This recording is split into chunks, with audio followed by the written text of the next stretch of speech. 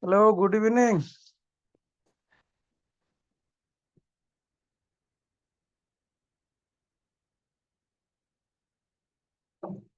Hello, everyone. Good evening. Can you hear me?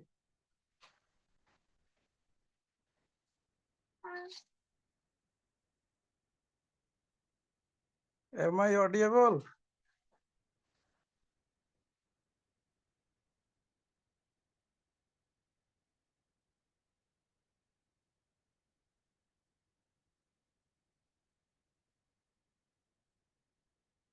Any active participant?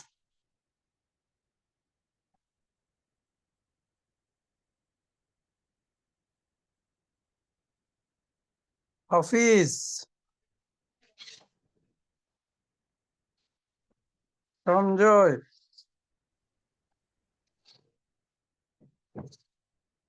Arafat,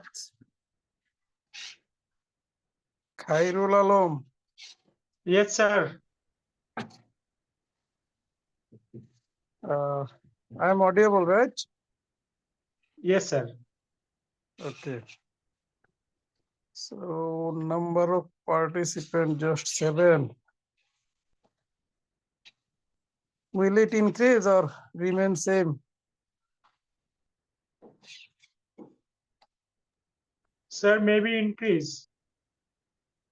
Okay. In other class, number of participants Sir, is assalamu same. alaikum. Walaikum 19. assalam. Same attendance in all classes? No, sir. Or you are running with close to record percentage, 60% over or 50%? How much participant join in other classes? Sir, 19, 20, Only? near about 20. Only? Yes, sir. Why?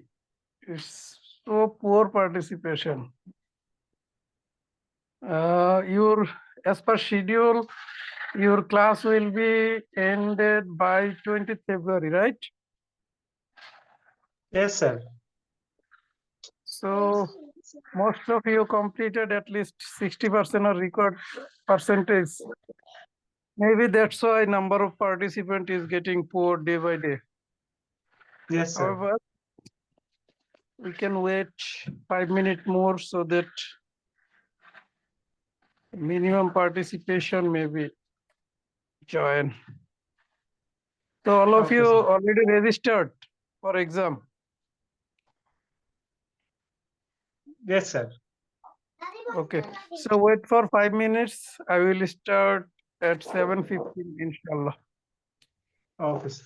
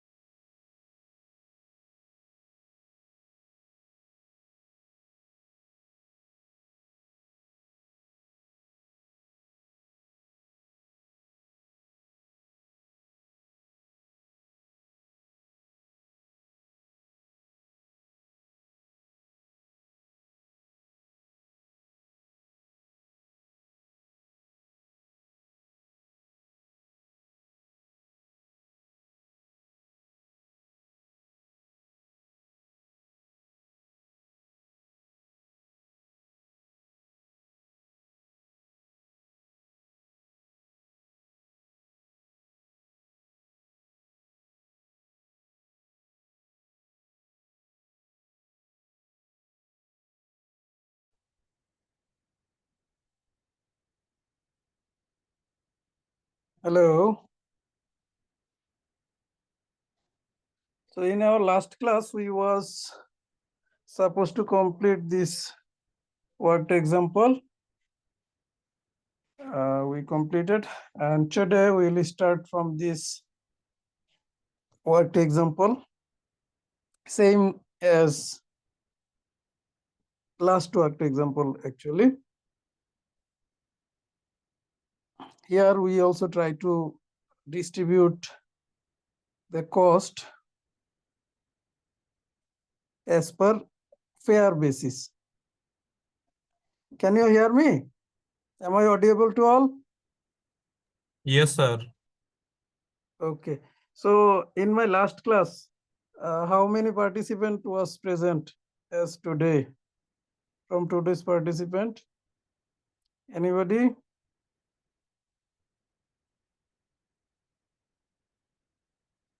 Can anyone remember last class?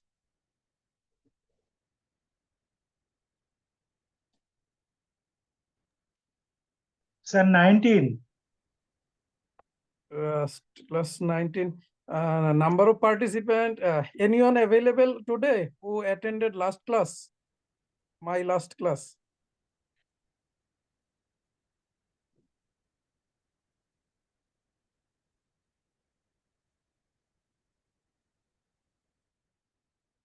Any participant who attended my last class? Most probably not.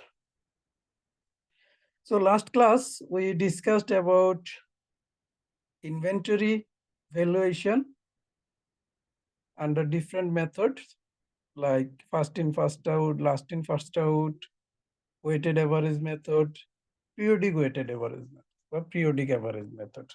And at the end of the class, we started chapter 3 of management information and completed till this worked example, that is McQueen Company. And today we will start from Pipkin Company. So the basic is here about distribution of overheads or allocation of overhead expenditure of a company using justified basis of expenditure. That is, accumulated cost may be incurred for a number of divisions or department employees.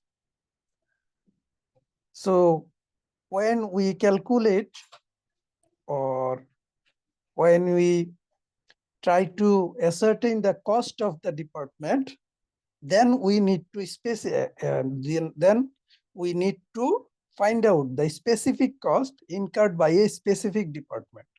That's why the accumulated cost that are mentioned here need to be allocated to the specific divisions attending the cost incurrence.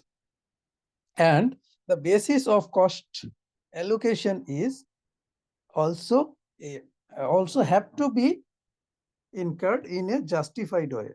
Like, for example, if we say here rent and rates, the cost is 8,000. And look, Pipkin Company has production department, forming, machining, and assembly, 3 production department, and 2 service departments like maintenance and general. And in the downline, see, department-wise expenditure in some cases given directly, like department expenses, repair maintenance, forming 800, machining 1800, assembly 300, maintenance 200, general 100. So these expenditure are specifically incurred for this specific department. There is nothing to segregate this cost. We can identify this cost to the specific department. But some cost like even here, rent rates, power, light and heat. Look, rent expense 8,000, power 750, light heat 5,000.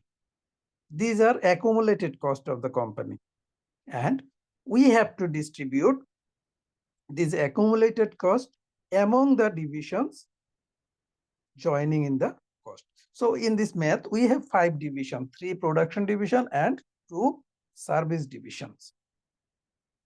So these accumulated costs have to be distributed among the cost contributing or revenue contributing divisions. And we have to allocate this expenditure with a justified way, fair basis. So first of all, we have to know what is fair basis. Fair basis is a way of distribution by which we can distribute the specific expenditure among the division or department takes part in the occurrence of expenditure, and the way of distribution should be justified. For example, if we distribute or allocate rent and rates expense, it should be distribute the divisions occupied area wise. Like, as we know, rent, office rent or factory rent or house rent, whatever the fact, it is given on square feet basis in our case, in our country. Per square feet rent is to be mentioned. So if we distribute or allocate rent expenses, it should be distributed as per the area occupied by the specific division. So to distribute or allocate rent expense, we need to know the number of square feet or square meter occupied by a specific division. So this is a fair basis. But if we think that we cannot allocate the expenditure, let's distribute the cost equally to all. So it should not be, because this is not a fair way of allocation of expenditure. Then, so in every cases, for every expenditure, there is a fair basis, and we have to identify what will be the fair basis. The second option is power consumption cost, that is 750. So power consumption cost should be allocated based on what? On which basis we distribute the power cost or allocate the power cost of a company to the division consuming the power. Can anyone join with my discussion? What should be the basis of power consumption distribution? Here, some basis is given. Floor area, plant value, furniture fixture, effective horsepower. So what would be our basis of power cost distribution?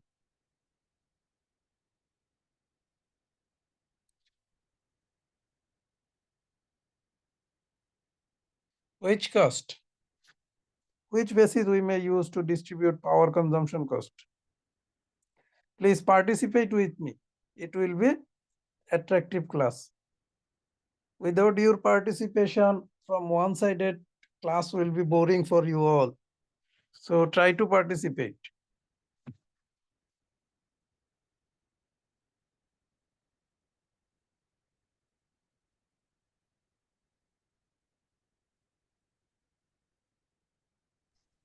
Power Sir, cost floor, should be, floor area, sir.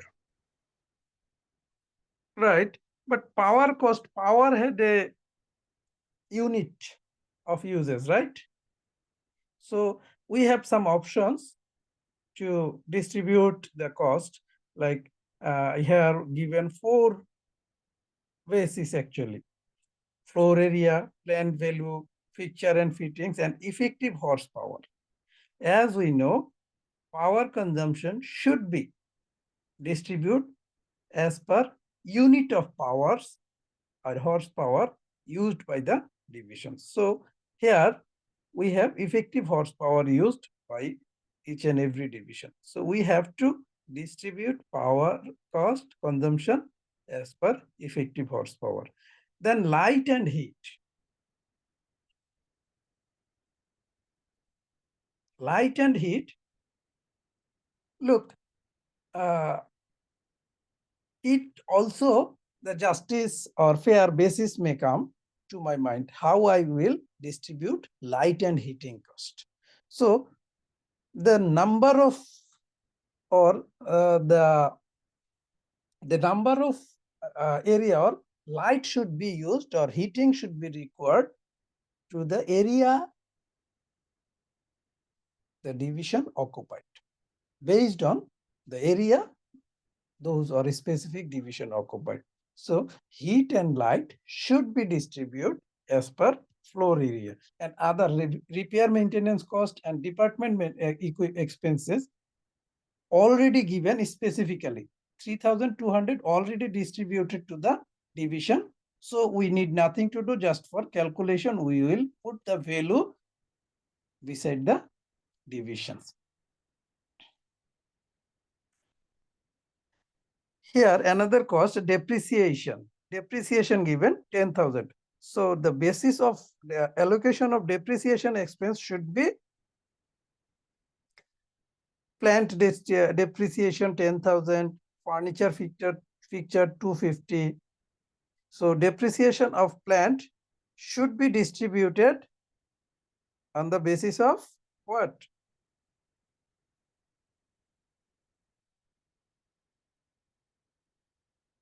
Plant distribution, plant depreciation should be allocated on the basis of plant value. Here plant value given, and the fixture and fittings depreciation should be allocated on the basis of furniture and fixtures value. Okay. Insurance expense, plant 2,000, building 500. So insurance expense of plant should be distributed on the value basis of value of plant, and insurance expense of building should be distributed building depreciation. What would be the basis of distributing or allocating depreciation of building?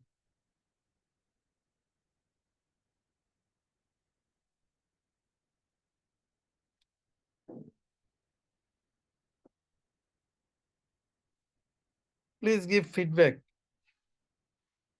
Depreciation of building should be allocated on the basis of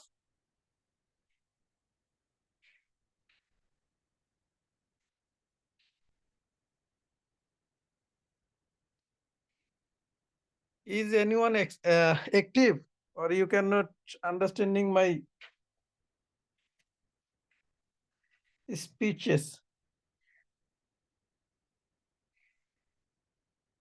Is anyone active?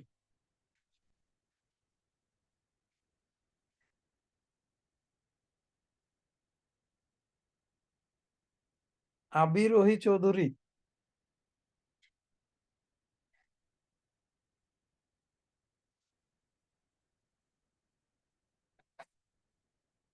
Adita Ice.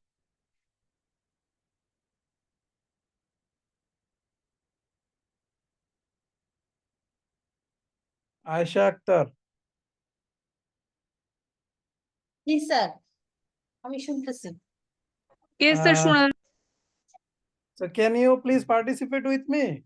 or I am delivering a speech. It is so difficult. Is it so difficult? Or are you not understanding my speeches?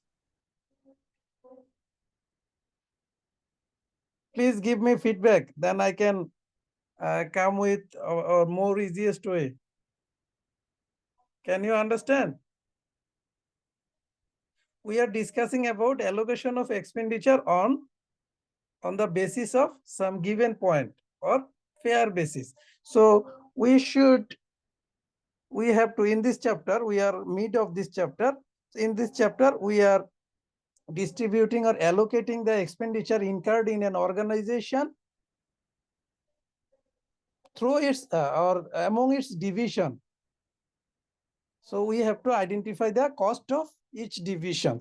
So the amount of cost incurred by each division should be allocated on a basis, on a fair basis. So we are trying to find out a fair basis for each or every type of expenditure. If we can identify the fair basis of an expenditure which will be allocated, then we can easily allocate the expenditure. That's why, so try to be logical, and a logical way. This is not rocket science. If you think that this way or this base of expenditure is logical, then go for it. But mind it should be fair basis. So we are talking about depreciation of building. Depreciation of building should be allocated among the division on the basis of rent area, planned value, fixture and fittings value, or effective horsepower. Which one will be suitable or fair for distribution of depreciation of a building of a company?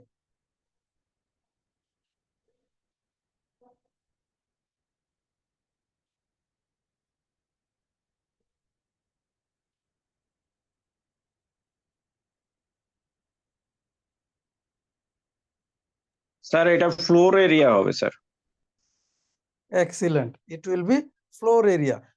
As we know, building has some specific floor area.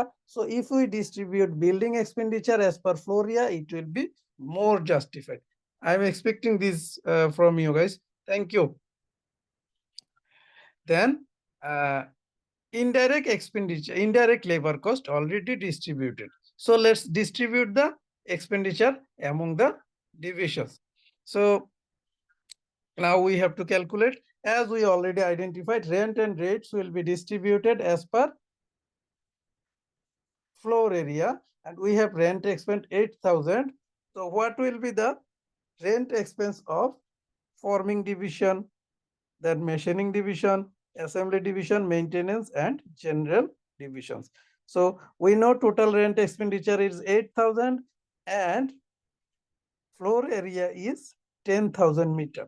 Total 10,000 meter. So forming divisions rent will be, rent expense of forming division will be, how we will calculate?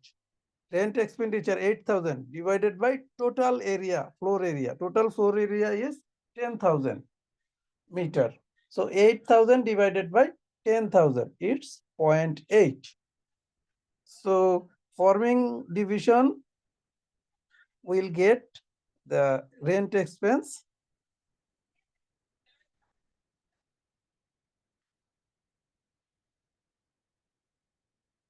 how much?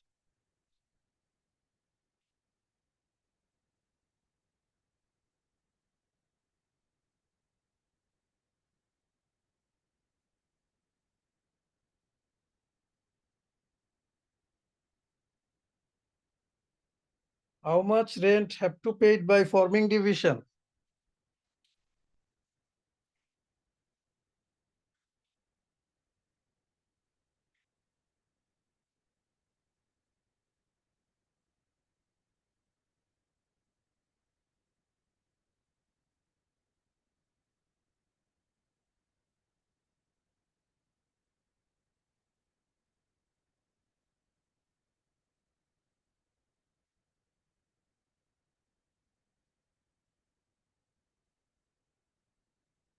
how much rent should be distributed for division, forming division.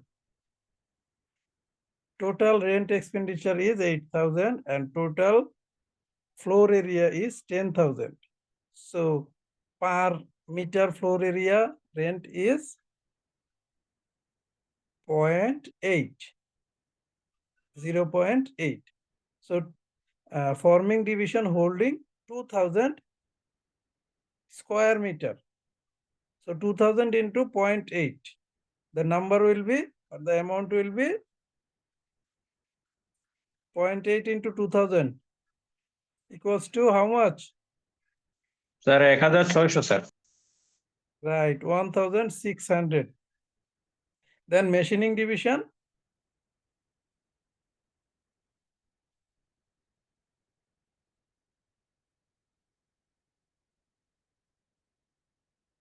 Machining division will pay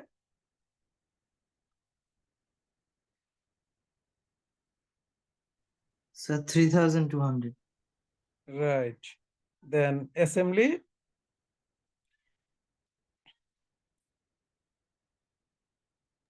2,400, sir. 400. Maintenance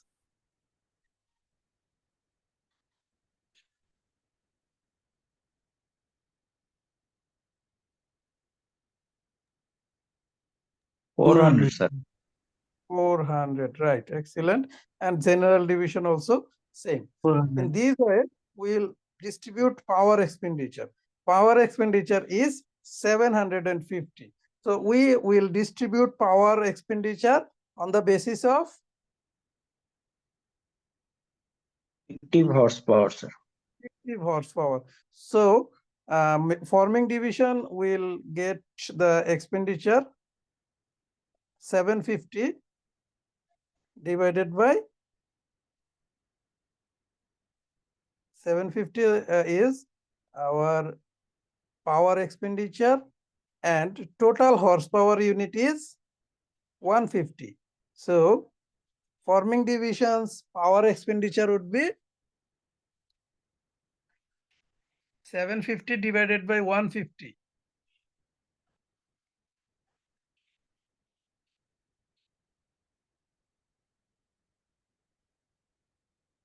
But total 200, sir.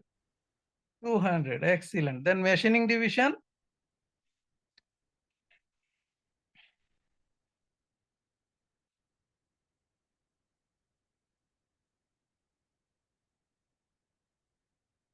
Sir, 450, sir.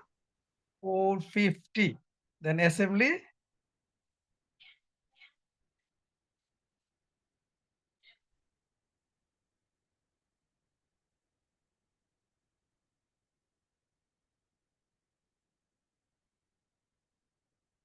75, sir.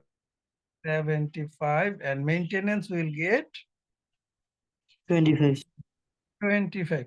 And finally general division.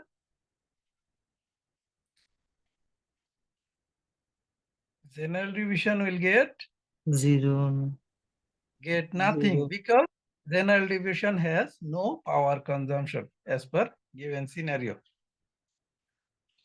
Okay, so we distributed these two and let's calculate another one. Here we will not calculate this light and heat, as we know these will distribute as per floor area and already distribute same type of expenditure. So go for depreciation. Here plant depreciation is 10,000. So plant depreciation of plant will be distributed on the basis of plant value. So please please calculate and give me the answer of depreciation expenditure plant will incur by each division. Please give your answer by calculating. Here depreciation expenditure plant is 10,000 and total plant value is 1 lakh. So depreciation per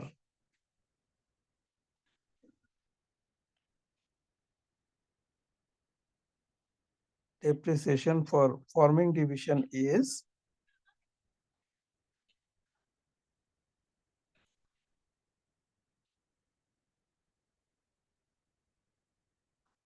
10,000 divided by 1 lakh into 25,000. Total depreciation 10,000 as per given scenario, and total machine or plant value is 1 lakh. So depreciation value divided by machinery value into machinery value used by the division. So forming division will get depreciation of plant is taka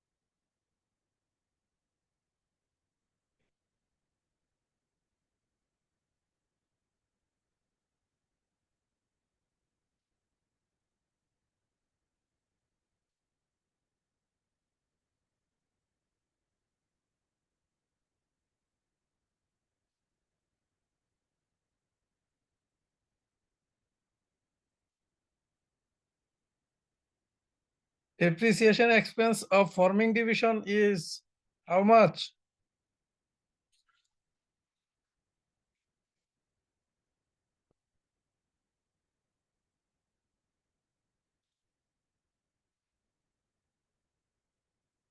$10,000 divided by 1 lakh equals to 0.1.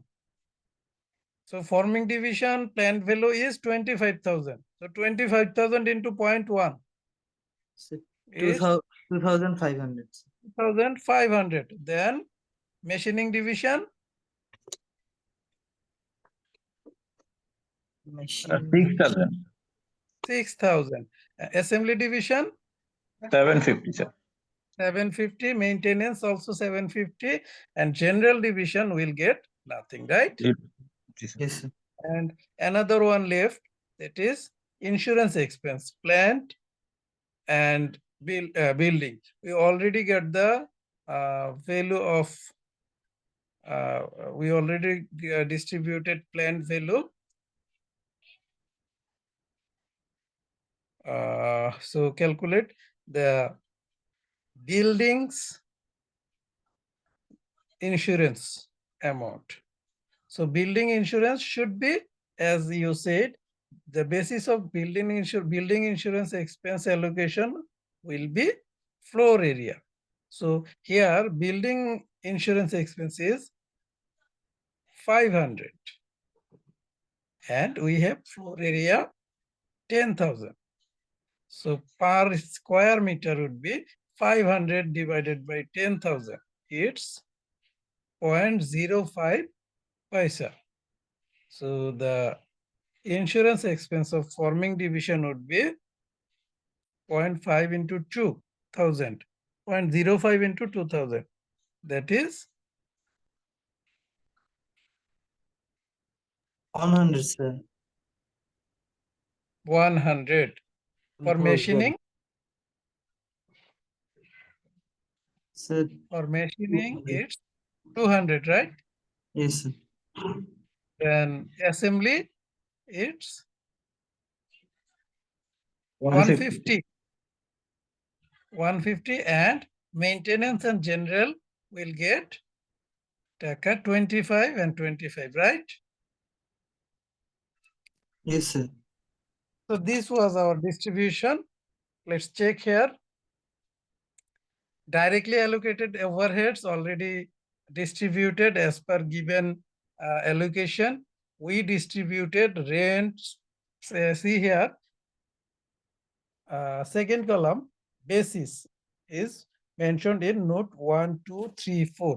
So rates and rents is distributed on basis of note 1, that is floor area. Power distributed as per note 2, that is effective horsepower. light and heat, as per note 1, it's floor area. Depreciation of plant, as per plant value. Depreciation of furniture fixture, as per fixture and fittings value. Then insurance of plant is distributed as per plant value, and insurance of building distributed as per floor area. So this was our distribution.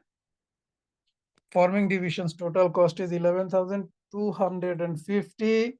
Machining division has total cost 22,175. Assembly division has cost 8,025.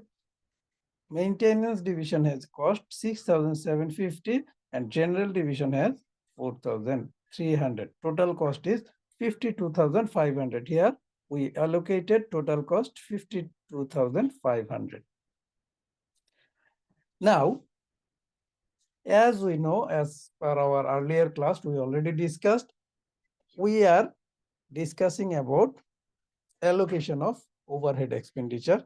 And the second stage of allocation of overhead expenditure is service cost center cost apportionment. Here, if we see this,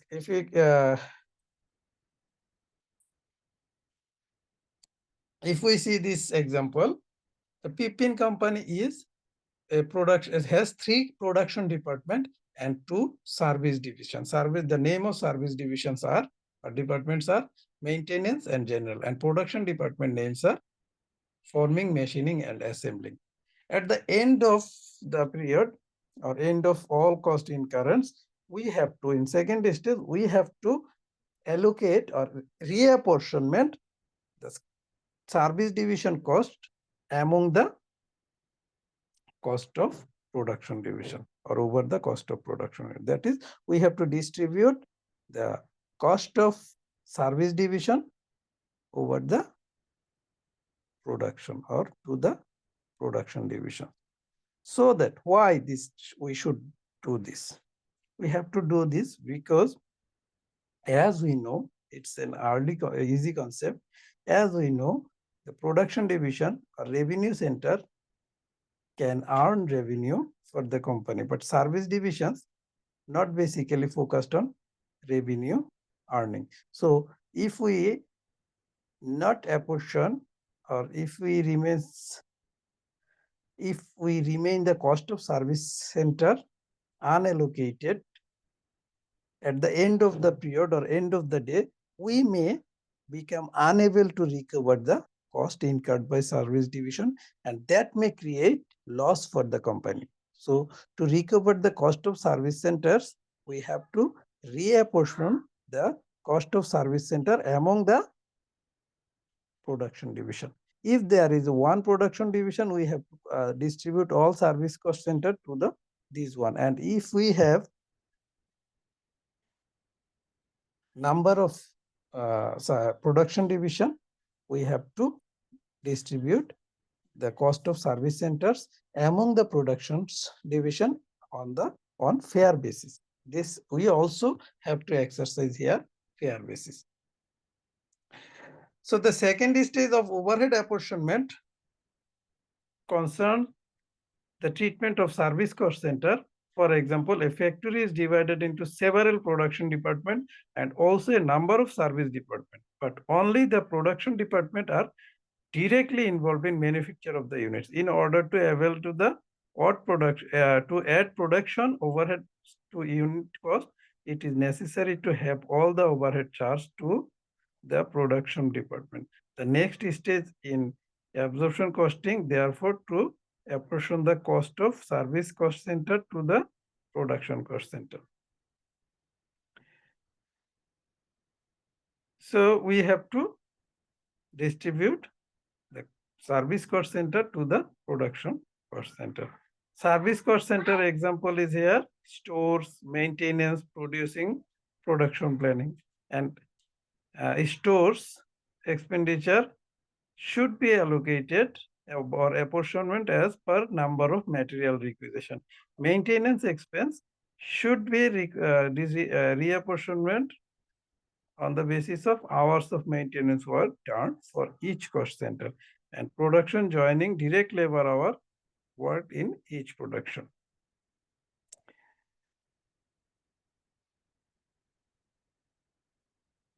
Which here is an interactive question: production and service cost center. We have to identify which cost is incurred for production cost center, which cost will incurred by service cost center. Finished goods warehouse is production cost center or service cost center? Please give answer. Finished goods warehouse is production cost center or service cost center?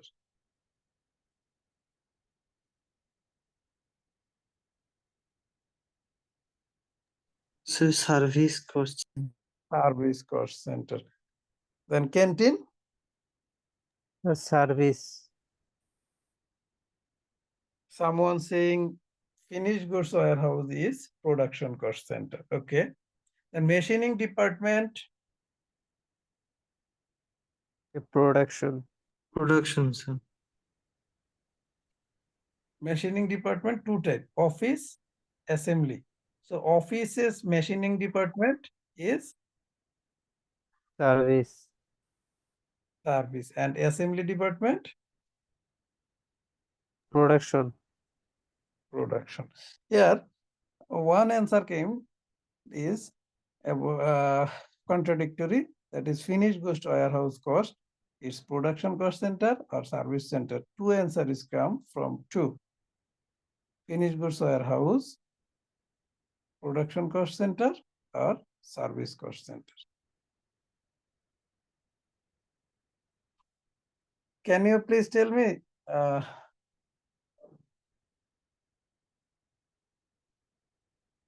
registration number 1210?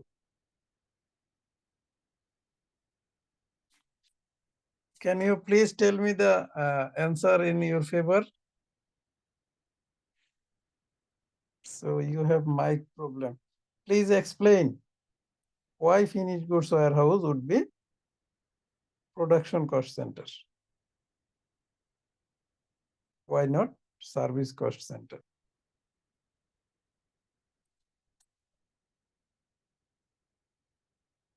Can you please explain?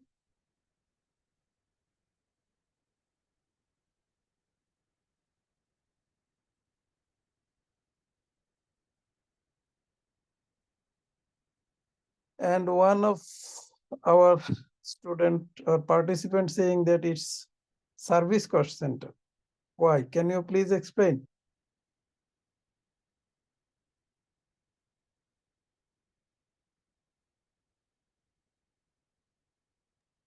So I think the finished goods warehouse where there are only products that are already finished and ready to sell. That's why We only finished goods store the warehouse. product, finished goods, or we only store the products in the warehouse, right? Yes, sir. That are ready to sell. No production incurred in the warehouse, Yes, sir. but it is related with production, right? Yes, sir. So the logical way would be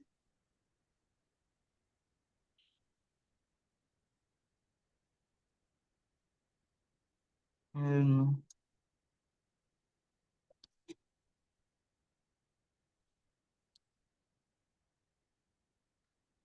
so there is a confusion. So nothing to be yes, confused. sir. You have answer in your book. Okay.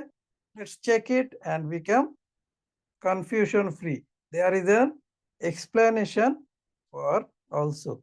So become confusion free. I am not clearing to you. Check it with your book and get the answer. Okay. Okay, sir. Here, let's work out for reapportionment of service cost center.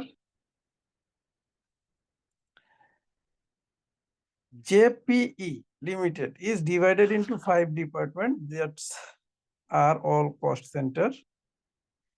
These are department A, B, C, and administrative department and canteen. So 3 production division and 2 service division. the floor area, personnel, remuneration for month, direct, indirect, direct material consumed, powerhouse, power cost per month, general overhead per month, everything is distributed. The monthly rent of the company premises is 6,000. The monthly takings of the canteen are 600. Food bill for the canteen total 470. So this means canteen taken an advance from the company 600 for canteen expenditure, and the company taken service from the canteen for 470. So expenditure for company is 470 and advance for the canteen is 600. The monthly electrical charge for the heat and light is 1000, and the administrative costs are made up mainly of personnel related.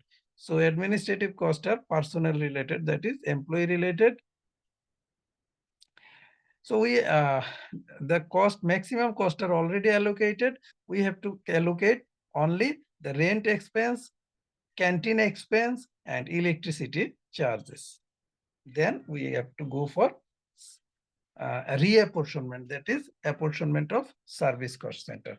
So as we know, monthly rent is given here, 6,000 is our monthly rent, and we have to allocate this 6,000 among the production and service division on the basis of what?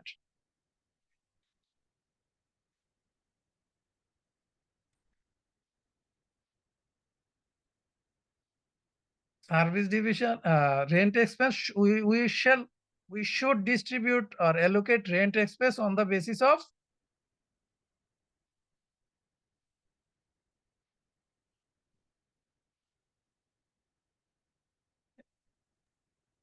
rent expense distribution basis what? Rent expense should be distributed on what basis? Sir, floor area. Floor area. So here our per month rent is 6,000 and we have floor area, total floor area Sir, a 4, 4, 10, 20, right? 5, 5, 10, 4, 4, 8, 18 plus 2, that is 20,000, right? 20,000, sir. 20,000 is square meter. So 6,000 divided by 20,000. 20,000. So the cost for department A would be, rent cost for department A would be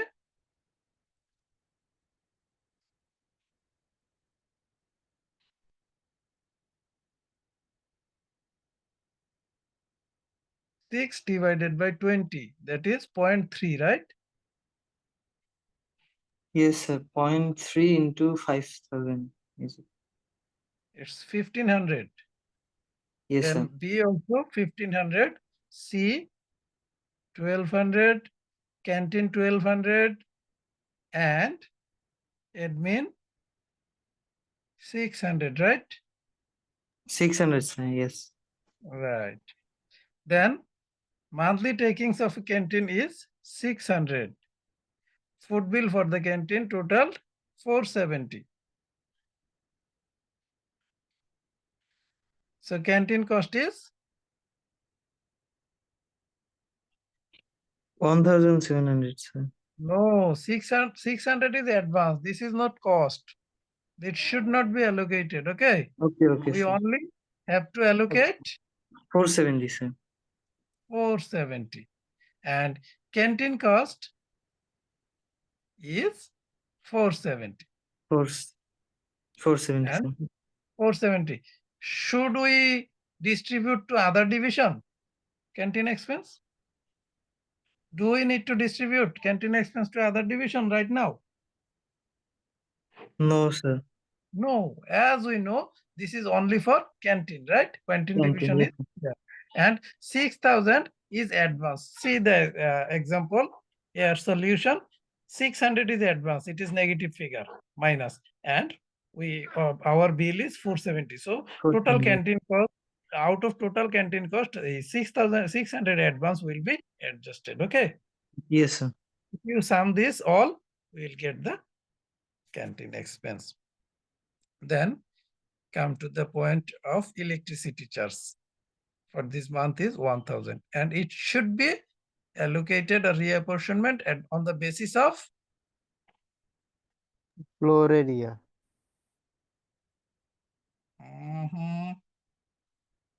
electricity charge, Machine hours,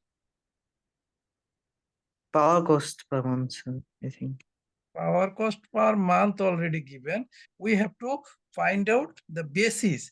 These are cost actually what you are talking. Machine hour per month. This is amount taka. See the sign beside the CU, that is currency unit. These are given in taka, and we have 1,000 to distribute. So here we have two bases, floor area and person, and all others are given here currency unit. So we have to distribute Yes, as sir. per floor area. Floor area. You are very much right. So if we distribute 1,000 as per floor area square meter, so assembly division will get, as we calculated earlier, total floor area is 20,000 square meter. So 1,000 divided by 20,000, it's 0.02. So department A is cost of electricity charge would be 0.2 into 5,000. That is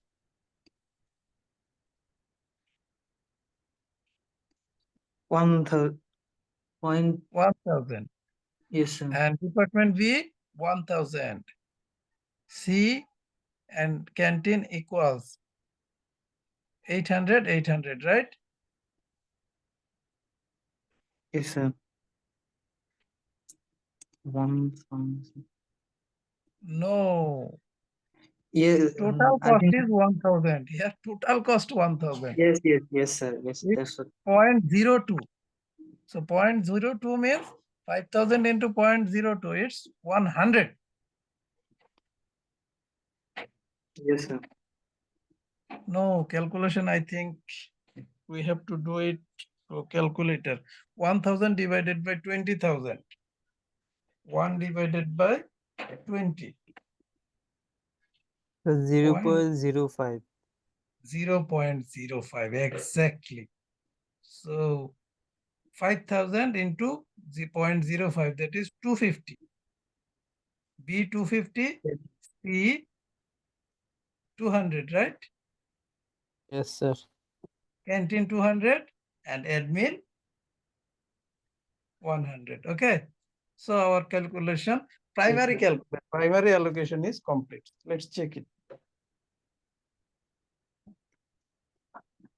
All as per given in the worked example, only rent and electricity we distributed as per floor area, and canteen information given here. The company takings is, canteen takings is 600 from the company, and allocation is 470. So we get the total point of all the total expenditure of all the division. Division A has expenditure 3,160, B has 4,730, C 2,860, canteen 2,320, and admin 2,800. Now our requirement is we have to reapportion. We already apportioned or allocated the expenditure as per their occupancy or as per given scenario. Now we know in reapportionment stage we have to allocate the cost of service centers among the production divisions. So some rules we have to maintain. We only reapportion the total cost of service divisions only, not production division. And two norms or two rules we have to follow while reapportionment of expenditure. we have to distribute service cost centers, total cost of service cost center, and if more than one service cost center we found, it can be 2, it can be 3. We will distribute first the largest value of service cost center.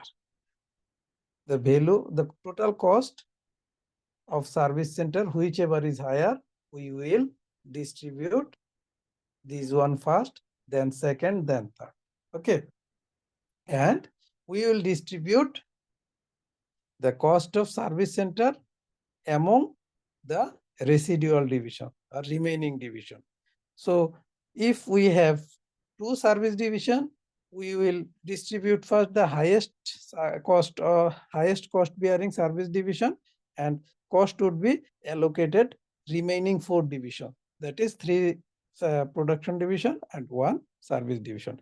And while allocating another service division's cost, we will distribute this cost among only production division, as there will no service division left. Okay.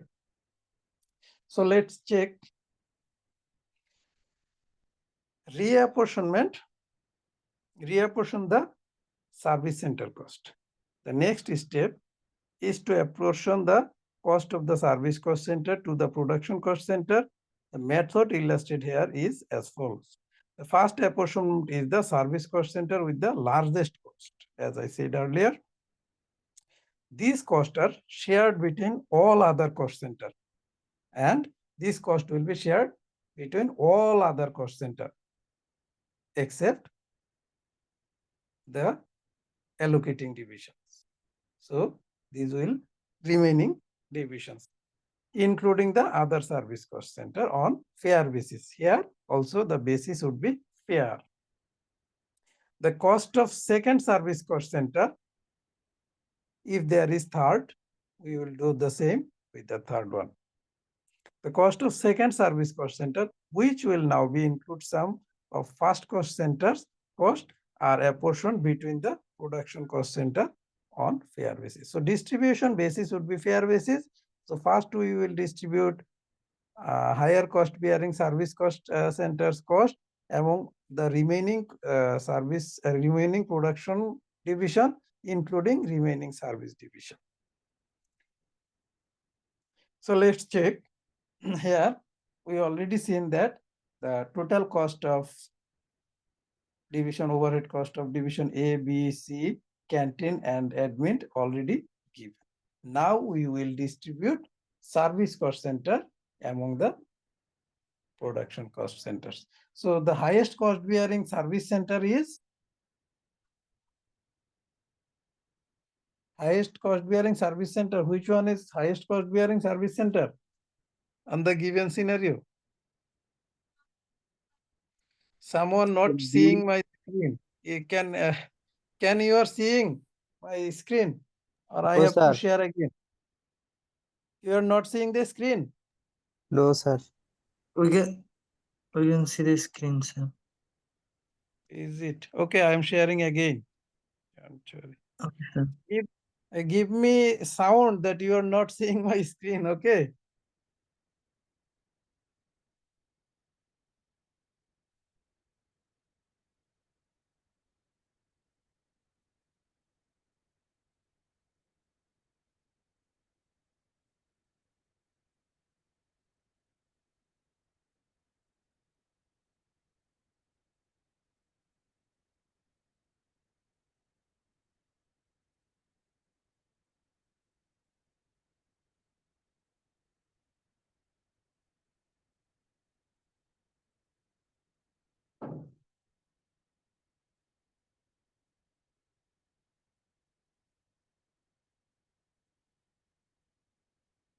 Is it okay now? Yes, sir. Okay.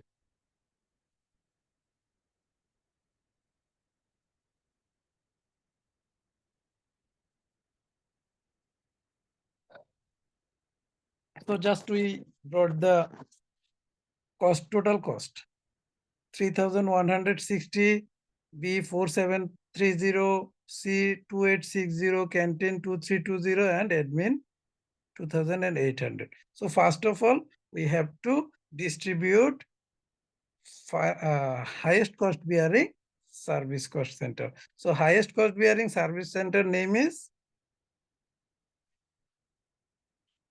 in the given scenario, highest cost bearing service center name is what?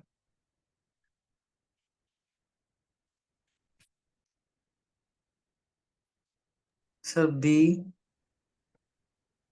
Service center. A, B, C is production center. Here, please look it carefully.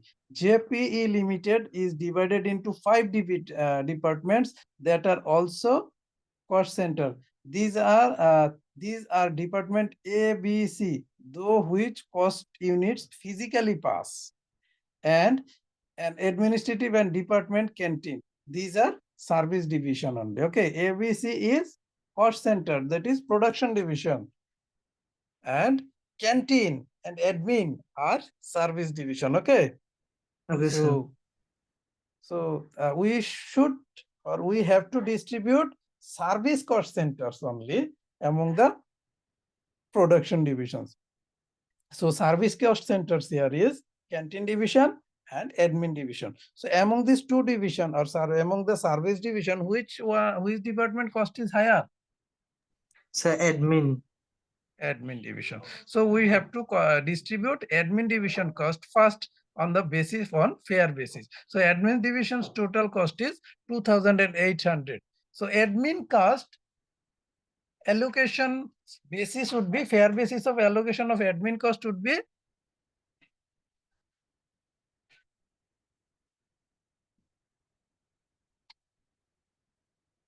what would be the fair basis of distribution of administrative cost? Who run the administration of a company? Employees, right? Yes, sir. So admin is related with number of employees. So the basis of distribution of administrative cost would be Number of employees, sir. number of employees or personnel. Please keep in your mind, service is always related to person, right? So service division cost basically will allocate on the basis of number of employees or number of people work with the company. So administrative cost, we will distribute administrative cost, that is 2800, on the basis of personnel or persons. So can you please distribute admin cost among the remaining divisions? And please give me the answer, or let me know the answer of administrative cost distributed to division A, division B, division C, and canteen. 2800 divided by 50, sir. number. It will be 56. It will be divided by 50 or 55.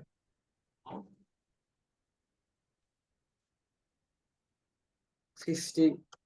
50, 55. because 50, not 55, 55. because we are distributing administrative divisions cost. So these divisions employee will not be considered. Remaining divisions employee will be considered. So the number of employees of remaining divisions are 50. So 2800 should be divided by 50. So 50. administrative cost distributed to division A would be Division A. So 560. 560. Then division B, 1120, sir. 100. And 11. C would be, sir, 560. and canteen would be same, right? Yes, sir. Okay. So now let's check the total cost of total cost of the divisions. So your calculation is absolutely correct. We distributed admin cost, or we reapportioned admin cost fully. So admin cost is 0 now. The canteen cost become increased due to getting some cost from the administrative divisions. So we have 2320, that is 2320 of canteen cost already, and we got 560 from admin division. So the total cost of canteen is now 2880. So we have to distribute this canteen cost, new canteen cost among which division? Sir, production division. Production divisions are A, B, C. And shall we distribute this canteen cost to the division, admin division? Do we need to distribute or apportion canteen cost to admin division? The answer is no. We already distributed all administrative cost among the remaining divisions. So administrative cost is 0, and we are doing reapportionment because of distribution, because we need to distribute the cost of service divisions over production divisions. So we already distributed administrative cost. Now upon distribution of canteen cost, we will be successfully distribute the service division cost among the production division. So let's distribute 2880 canteen cost over the production divisions. So canteen cost will be distributed on the basis of the canteen cost, fair basis of canteen cost allocation would be generally canteen related to the canteen is a service cost center. So canteen related to what? How canteens operation done? Employee number. By number. So if we have number of more number of employees, we have to pay more canteen cost. If we have less number of employee, we have to pay less canteen cost, right? More people will more consume, less people will less consume. So the basis of allocation of canteen cost would be number of employees, right? Number of employees. So 2880 would be distributed on the basis of personnel or person. So please let me know the amount of division A, B, C will get from canteen cost. So A will get 720. 720. B also get 1440. 1440. Then C will get C will 720. 720. Yes, sir. So we just taken consideration only A, B, C. That is 10, 20, and 40, right? Yes, sir. Excellent. So this is the basis of reapportionment. So if we have more than 2, we will do the same with the third division, okay? Third service division. And upon that, we will conclude that now see the last line of the word example. We got total cost of A 4,440, B 7290, C 4140. Okay, this is upon reapportionment, and we done it because of this. Please, points to be noted. The cost of administration department were taken first because these are the largest service cost center. As we discussed earlier before the solution, the basis of apportionment selected is number of employees, since administration costs are largely personnel related. The cost of canteen have also been apportioned on the basis of number of employees because canteen was primarily employee related. Service center cost must ultimately be apportioned to the production cost centers. Otherwise, there will be no mechanism for absorbing the cost into the cost of output units. That is, as I said, my beginning discussion, we should reapportion the service cost centers cost, because of if we are unable to, or if the service cost remains unadjusted or unallocated, we may unable to recover our service centers cost from selling our production units. And the business may be fall in loss or revenue loss. And here some working is given.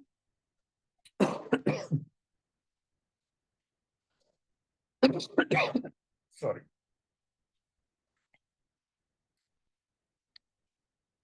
Having allocated or apportioned all overhead, the next stage is absorption costing, is to add them to or absorb them into the cost of production or sales. As we allocated the overhead to the production division, we will absorb this cost in the sales or selling units. So production overhead are added to the prime cost. Prime cost already discussed it, direct material plus direct labor plus other direct cost equal to direct prime cost, and administrative, selling and distribution overheads are then included. Then we will get the, then we will predetermine the margin from selling this product, and we get the selling price. So in absorption costing, it is usual to add overhead into product cost by applying the predetermined overhead absorption rate. Normally, when we calculate our product cost on absorption basis is actually predetermined.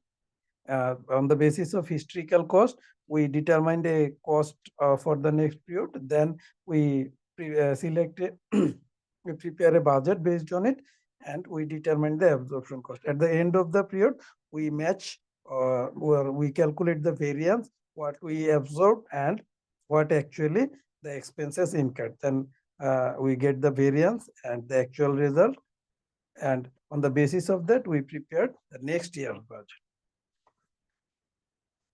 Overheads are not absorbed on the basis of actual overhead incurred, but on the basis of estimated or budgeted figure. There are several reasons why the rate at which overheads are included in production cost is determined before the accounting period. So the reasons are goods are produced and sold throughout the year, but many actual overheads are not known until the year end. So how, if we not absorb the or estimate the other overhead cost, we cannot recover, or we cannot regain those overhead costs from the selling of product that is made earlier. That's why we assume, or we prepared or absorbed the cost so that the company become to save the company from becoming loser or profit loss. An attempt to calculate overhead cost more regularly, overhead, so that we can calculate regularly overhead cost. And similarly, production output might vary each month. For example, actual overhead cost might be 20,000 per month, and output might be vary from 1,000 to 20,000 per month. The unit rate for overhead would be 20 and 1 per unit. Here, number of units produced increase, the overhead cost per unit will be decreased. But number of unit decrease or production decrease, overhead per unit will increase. That's why we have to calculate, we have to absorb the overhead cost. And here the given of the calculating the way how we predetermine overhead absorption rates. The overhead absorption rate is calculated by dividing budgeted overhead by a budgeted level of activity. Overhead absorptions are therefore predetermined as follows. The overhead likely to be incurred during the period is estimated the total hour units or direct cost, and the estimated overhead is divided by budgeted. And these are basis actually rate per machine hour, rate per direct labor hour, rate per hour. So these are the predetermined basis of determining overhead absorption rate. Here another example how we may absorb the overhead. There are some bases: production department 1, 2. Here we calculate the ratios, actually the percentage of direct material cost, through over the overdraft overhead cost, percentage of labor cost, prime cost, so that we can calculate or we can assume the absorption rate for the next period. And these are the actual basis of calculation. And finally, we at the end of the year, we calculate a variance, what we absorbed and what actually done. If we get over absorbed, expenditure is over absorbed, then we adjust it with profit. If expenditure is over absorbed, we add the over absorption cost, absorbed cost with the profit. So the profit actual, we get the actual profit. If the overhead is under absorbed, that is, if we absorb less than the cost incurred, then we will also adjust it with profit and it will be deducted from profit. The actual profit will be less than the absorbed profit. Then this is a new basis of calculation of cost or production cost. This is called, it is called blanket absorption rates and departmental absorption rate. What is blanket absorption rate? A blanket or single factory overhead rate. Blanket means a single factory overhead rate or absorption rate is an absorption rate used throughout a factory and for all jobs, units of output, irrespective of the department in which they are produced. Whatever the department the product is produced for, the rate of production is same. This is called blanket factory overhead. That is, rate of production is unique or same for all department, whatever the cost incurred. For example, if total overhead cost is 5 lakh and there are 50,000 machine hour during the period, the blanket rate would be like a 2 per machine. As we say, all same for all department or divisions. Such a rate is not appropriate. However, if there are a number of department and units of output, do not spend an equal amount of time each department. So let's calculate or check the blanket factory overhead through a worked example. Here, AB Limited has 2 production departments for which the following budgeted information is available. Here, department 1 has budgeted overhead 3,60,000 and department 2 has 2 lakh. So total overhead cost is 5,60,000 and budgeted direct labor hour is for department 1 2 lakh and for department 2 is 40,000. So total direct labor hour is 2,40,000 hours. If we go for a blanket factory overhead rate, we will divide it total overhead cost divided by total hours worked or total direct labor hour. So total cost is 5,60,000 and total direct labor hour is 2,40,000. So our blanket overhead rate is 2.33 direct labor hour. So if we try to calculate overhead cost of department 1, so blanket overhead rate, it will be 2 lakh into 2.33. That is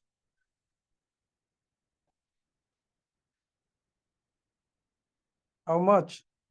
The blanket overhead rate, if we apply blanket overhead rate for department 1, then the cost of department 1 would be So 4,66,000. 4,66,000 and department 2 will get 2.33 into 40,000. How much?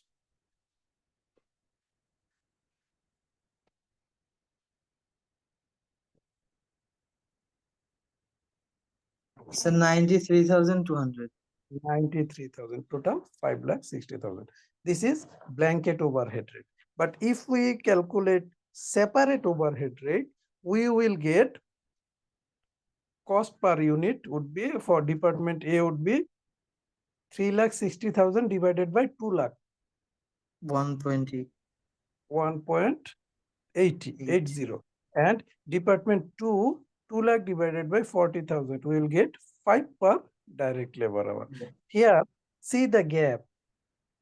Department 1 has overhead cost per unit direct labor hour is 180 and department B has per unit 5 per direct labor hour. But in blanket factory overhead rate we get 2.33 for all. Is it logical? The department has more production hour, they have more production and more labor, they will get the benefits of using large scale production. So the production cost or labor cost per unit or per hour would be less for them, and those are using those are producing few those are producing few those are incurring few overhead expenditure with few direct labor hours. They will get large for high price but Yes, sir. direct labor cost.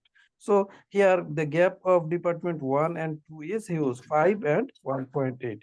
So this is not logical actually for blanket using blanket factory. But even though some company use blanket factory overhead to reduce the pressure of other departments. Some division may get pressure and some division may release the pressure of its cost to others. Here division B's cost is high, but division 1's cost is low.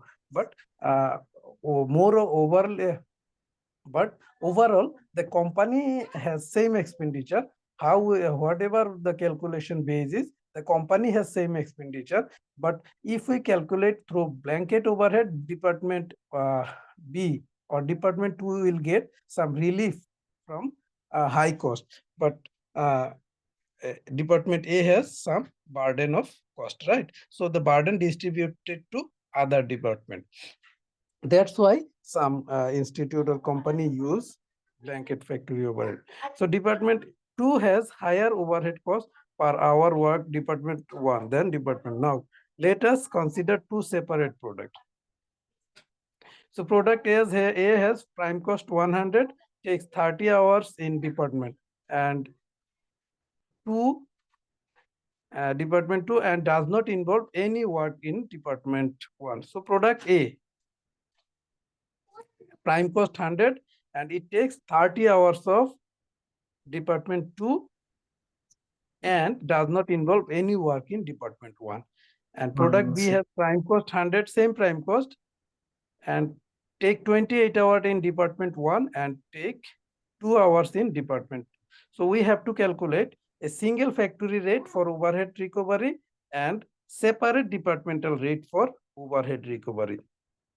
So under option 1, we have to calculate price of product A and B under single factory overhead or blanket rate. So if we use blanket factory overhead, the product cost of prime cost of product A would be 100 plus 30 into 2.33, right?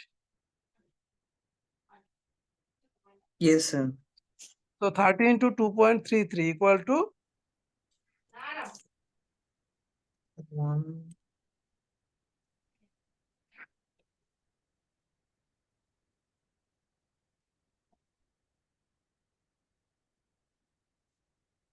So 130 divided 2.33. no. Only 30. 30 on 100 is prime cost and Okay, sir. overhead cost is 30 hours of department 2. Department 2, so if we use blanket factory overhead rate, so all division has same overhead rate, right?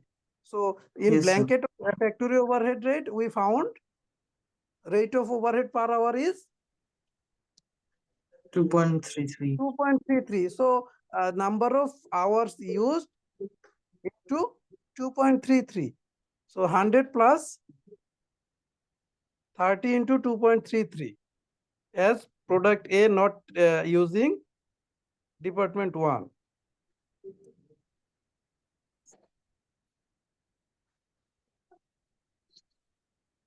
100 is prime cost, both products, and overhead is 30 hour of A and for product A and 0 of product B, department B. Okay, sir. So it should be So calculated total as cost of product A would be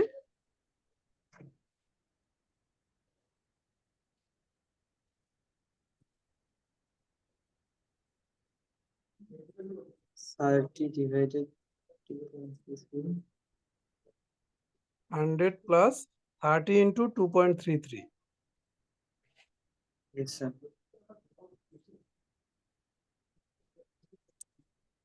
equals to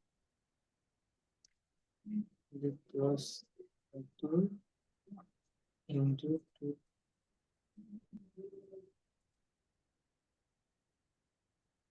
Is it 300?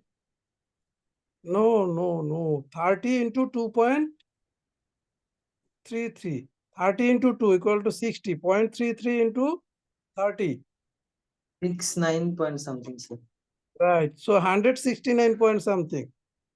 Okay. Look.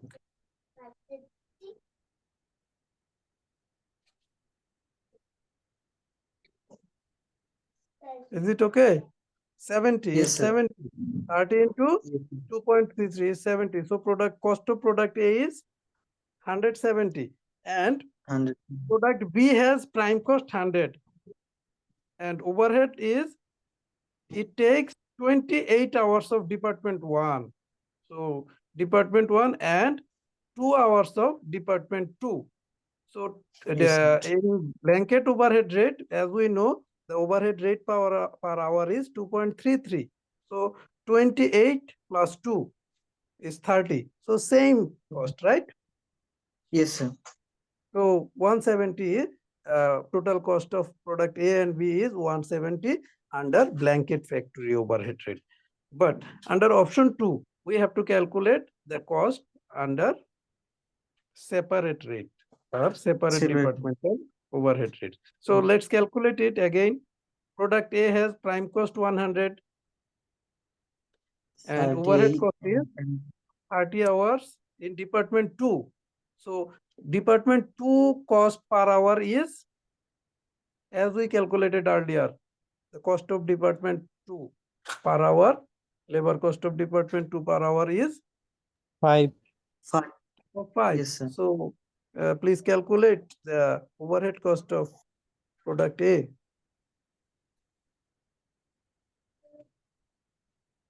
It's 30 into 30 5. into 5. Yes, yes, sir. 5 equals to 150. 150. So cost of A would be 150, sir. 150. 150 plus 100. 100 equals to 250. So 250, sir. in same way, please calculate price of product B. Here, prime cost of product B is 100. Takes 28 hours of department 1 and 2 hours of department 2. Okay, so it's 4 and 2 into 60, sir. It will be 160, sir. Okay, let me check. 28 hours of department 1. Yes, So sir. 28 hours, the price per labor hour in department 1 is 1.8. So 28 Yes, into sir. 1.8 Yes, sir. and 2 hours in department 2. So department 2 per hour is taka 5. So 5. 5 into 2 is 10. 10, And sir. 28 into 1.8 equals to 50, sir. 50.4. 50.4. So 100 plus 10 plus 50 equal to 160, 160.4. sir. So if in the exam, if you find this type of maths, can you resolve it? Yes, sir. Very much easy. Okay. So what you have to do is please do some practice in your house or home, whatever you stay. This type of Okay, maths, and hopefully you can find this type of maths in your exam hall. And if you are not, if you are not in practice of this type of math, you will do easily give a easily wrong answer. So for accuracy, you have to practice more. Okay. Okay, sir. It's very much easy, and if you just practice once or twice in your home, you can answer easily. So using a single, what we found here, using a single factory overhead absorption rate, both products would cost the same. However, since product A is produced entirely within department 2, where overhead costs are relatively higher, and production B is produced mostly within department 1, where overhead costs are relatively lower, it is arguable that product A should cost more than product B. This can seems to be the case if separate departmental overhead recovery rates are used to reflect the work done on each job. What is we discussing in the starting of this math, that a blanket factory is not logical, right? Because higher expenditure or higher overhead incurring division may get the benefit of using higher labor, so they can hire cheap labor cost. But those are incurring lower overhead, they have to bear high overhead cost. And now come to the point of over and under absorption of overheads. The overhead absorption rate is based on estimates, as we said, and it is quite likely that either one or both of the estimates will not agree with what actually occurs.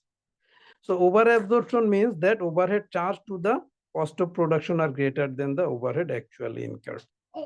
As we said in our discussion, that we absorbed overhead expenditure based on historical data. So and we absorbed it on the starting of the year. We do not know what will be the actual expenditure. So at the end of the year, we get the actual expenditure. If it is higher what we absorb, it is called under absorb. And if it is lower than whatever we absorb, it is called over absorb. So in case of under absorption, what we will do, we absorb the expenditure will be 100, but the actual expenditure is 150. So we under absorbed by taka 50. So this has to be, because of this under absorption, the profit level become higher. So we have to adjust it with the profit.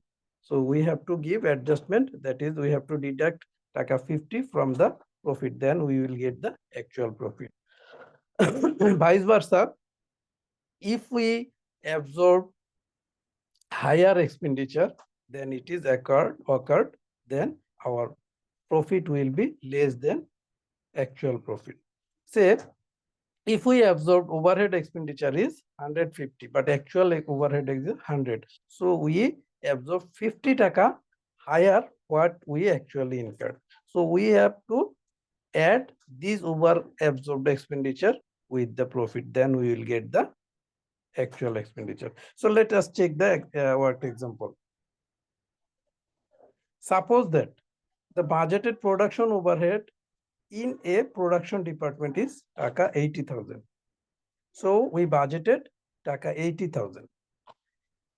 That is our absorption cost is 80,000, and the budgeted activity level is 40,000 direct labor hour. So we absorb cost 80,000 and budgeted direct labor hour is 40,000. So per labor hour absorption cost is taka 2, right? 80,000 divided by 40,000. So we absorbed or budgeted per labor hour is taka 2. That is total 80,000 and 40,000 labor hour. The overhead rate, recovery rate is taka 2 per hour. Okay. Actual production overhead is in the period is say for 84,000. Actual production overhead was 84,000 and 45 direct labor hours were worked. So as per budget, if we work 45,000, what will be our overhead expenditure?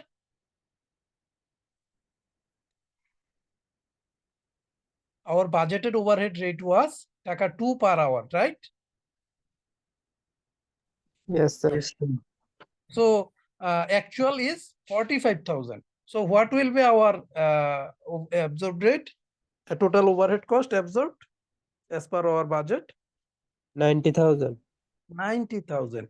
But we already we have incurred actual overhead is 84,000. So it is under absorption or over absorption. So over absorption.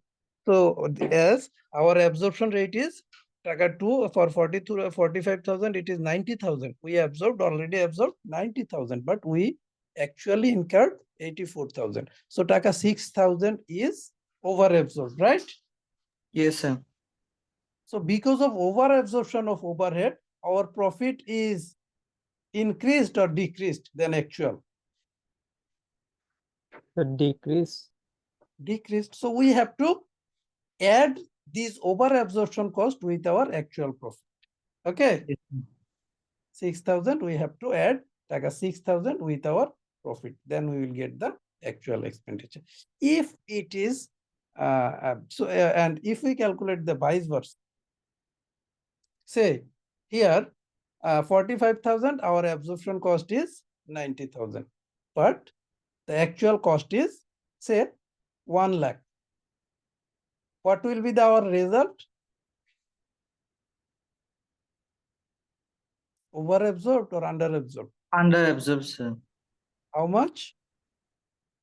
10,000, sir. 10,000. So the result of under absorption, profit level would be increased or decreased than actual? Increase.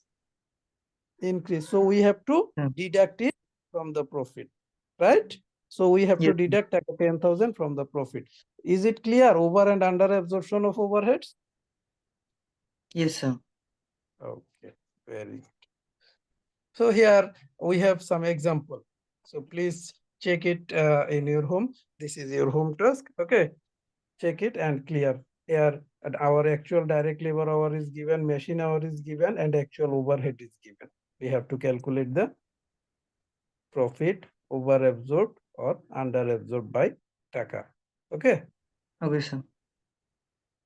answer also given. I will share this with you.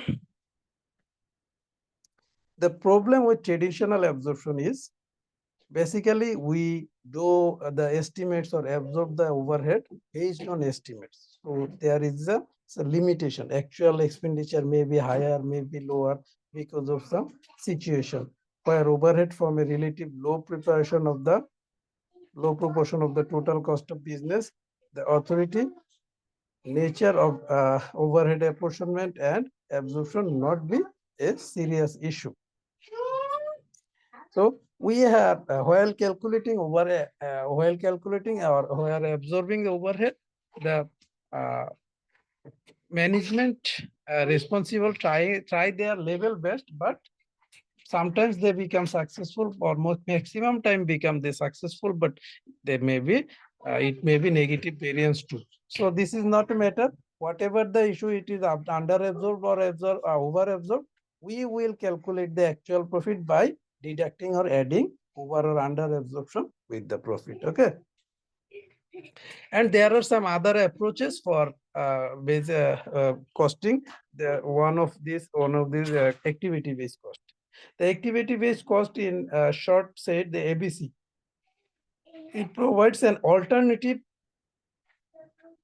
to the traditional method of absorption costing. So in that, in this activity-based costing, the costs are incurred based on the activity. This is activity-based costing. Where activity is incurred, there is a cost incurred. So where activity, we found activity, then we will get cost.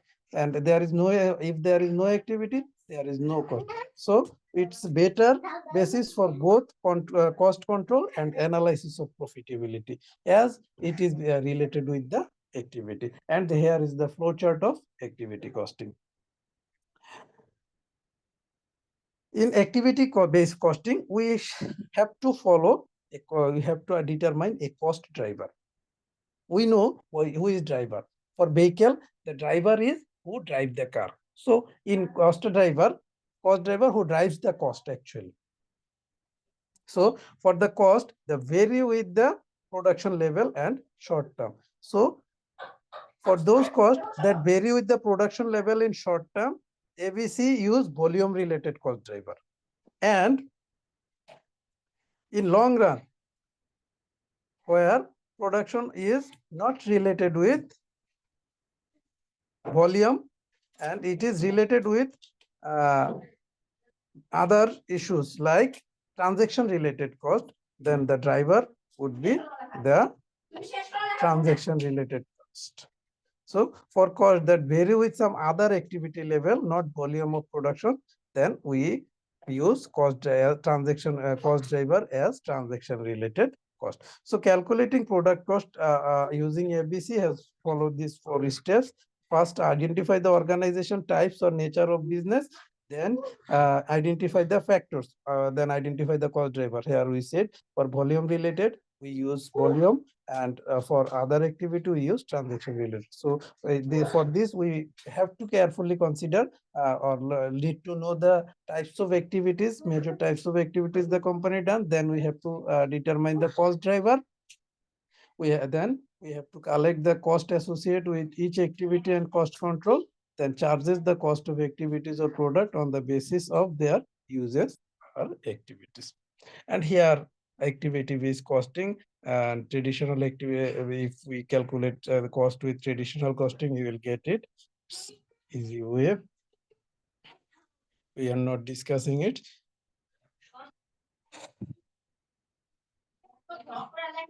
Some other costing method here we also discussing.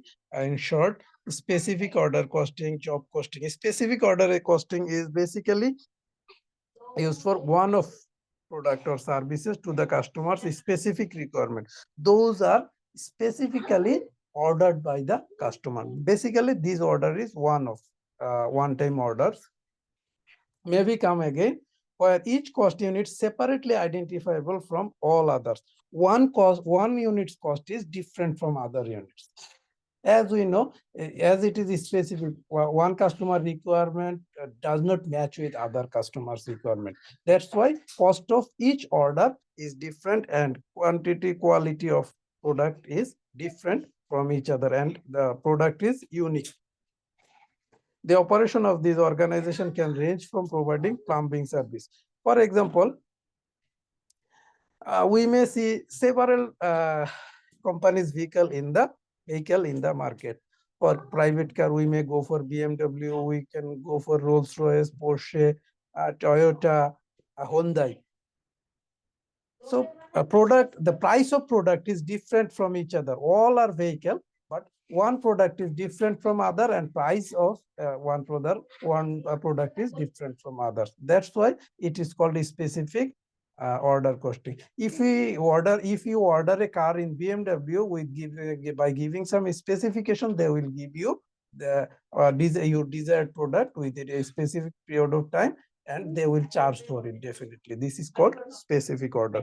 But if you go to the Toyota and want a vehicle, they may not customize as per your desire. They produce product for mass people. Whatever they produce, you have to buy it.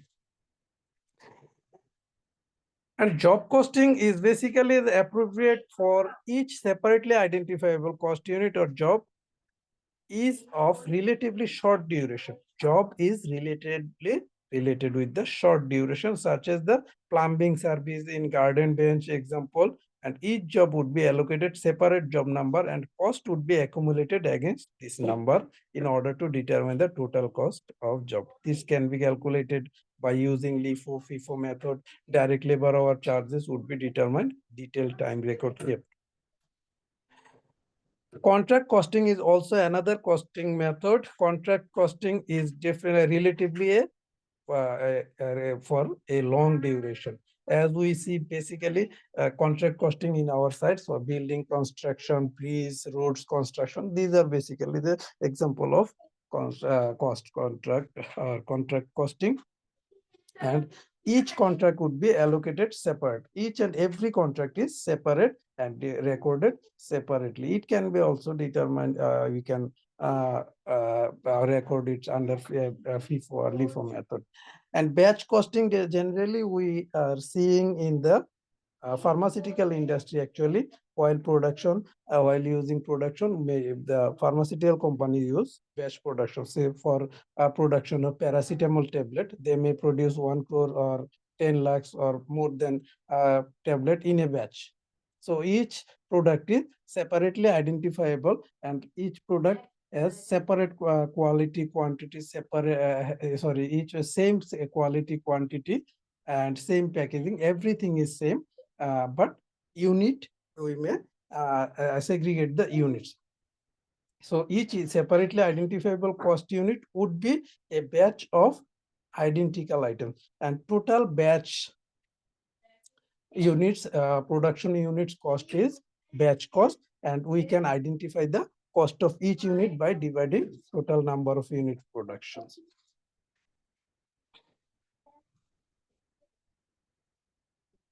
Process costing is another one. As we know, for example, if we use the example of our wiring shards or fabrics, it's a process preparation.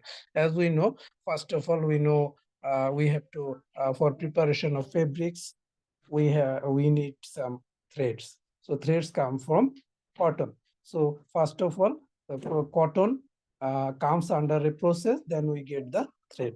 Then after getting the thread, another process it is called knitting, done for preparation of fabrics. Then when we get the fabrics, we use these fabrics or we cut these fabrics as per a specific size. Then it go for sewing, then other accessories will be included, then it go for dyeing. So yeah, this process from cotton to thread, thread to fabrics, fabric to cutting, cutting to sewing, then dyeing, then adding accessories, one after another process is done. This is called process costing. And each and every stage cost incurred, and each and every stage total and calculate adding all process cost, we get the final cost of product. But each department or each process has separate cost unit and separately cost are calculated. So from the previous discussion, we can resolve this interactive question, which costing is needed for which task is needed for which type of costing as appropriate. For kitchen, fittings kitchen, we need what type of contract or costing process? Process, job, cost, batch. Kitchen, for fitting kitchens, it's a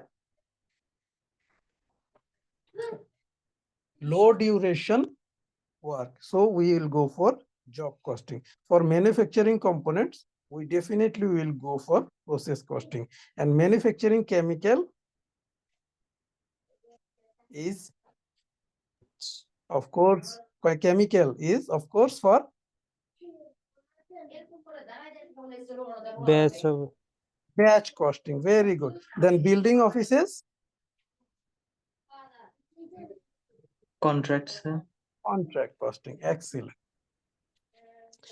Then life cycle costing is, as we said, as we see already studied in our BBA in marketing, we product life cycle, right? So this costing is also life cycle costing is same.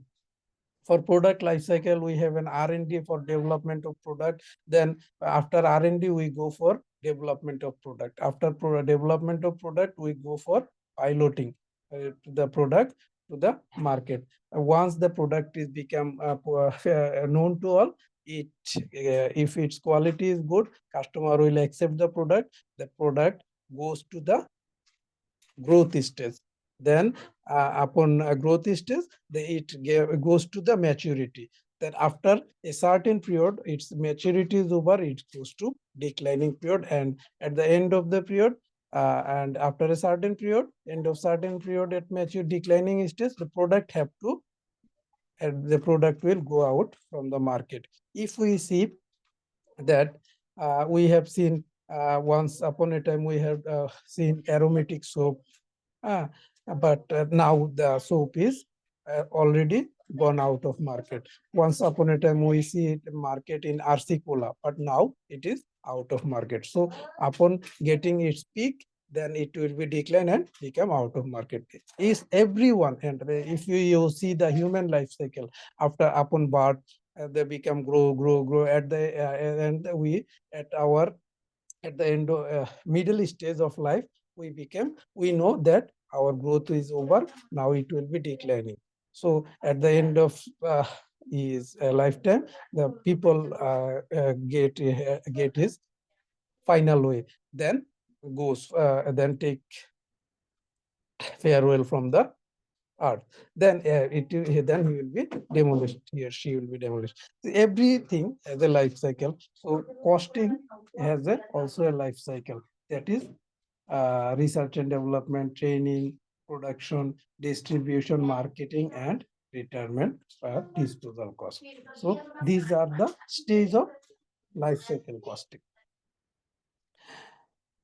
We can go for target costing also. Target costing is what? In traditional way, what we do? First of all, we produce the product, then we add a markup with the product, then determine the selling price. Then the product is sold. But in target costing, we first of all, we determine the profit. Say, we have to, first of all, we determine the selling price of a product.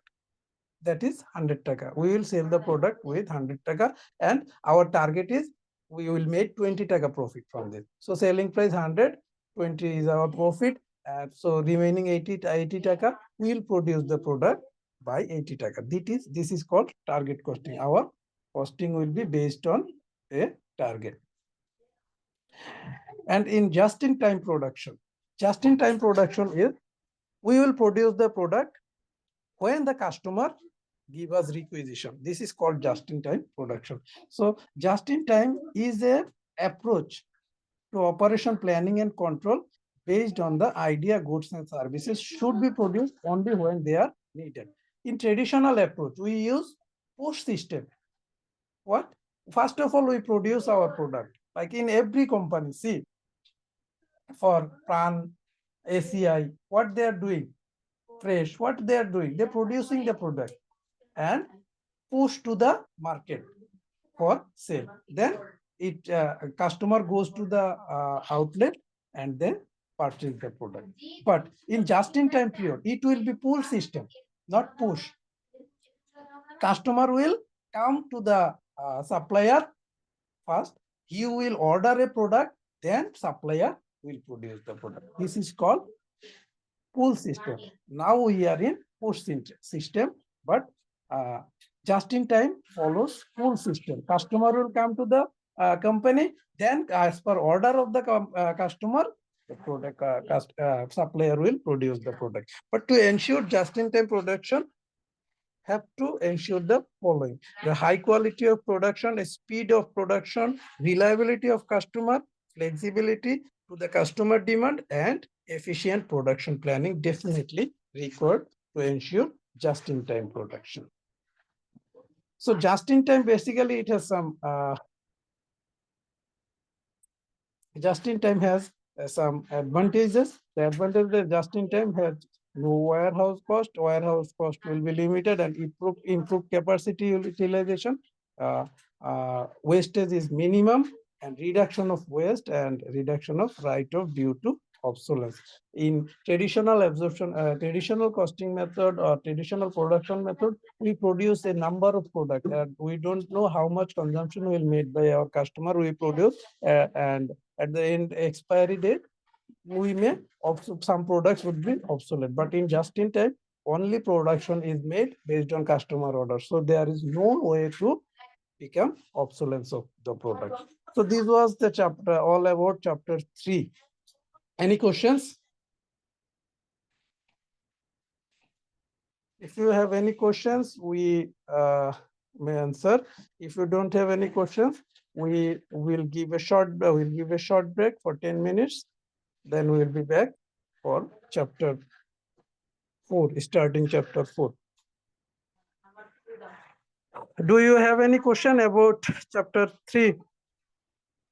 So far we discussed.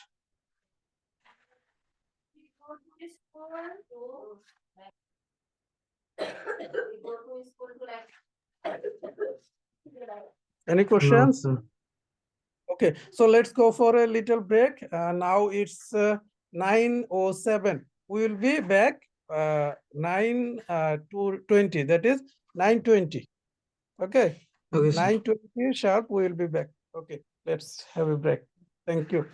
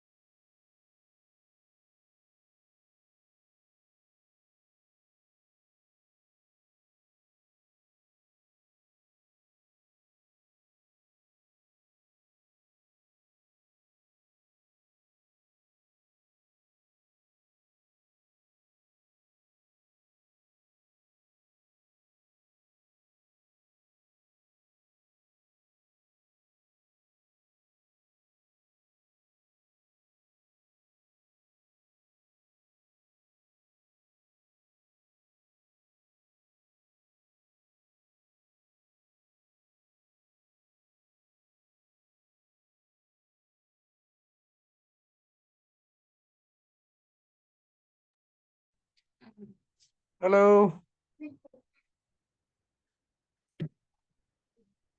Hello, welcome back.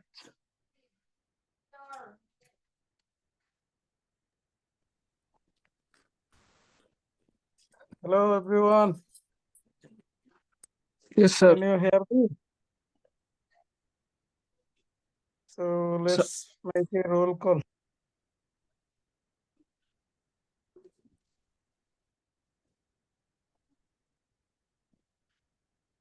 Zarif Al Mahmoud. আপনি Yes, তো sir. আছেন? Assalamualaikum. ওয়ালাইকুম আসসালাম। Shihab Ahmed.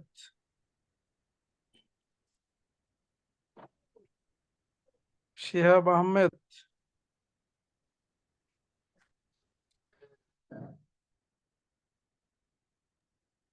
Sir উনি হাফিজুর এখনো আসে নাই মনে হয়। Hafizur Rahman.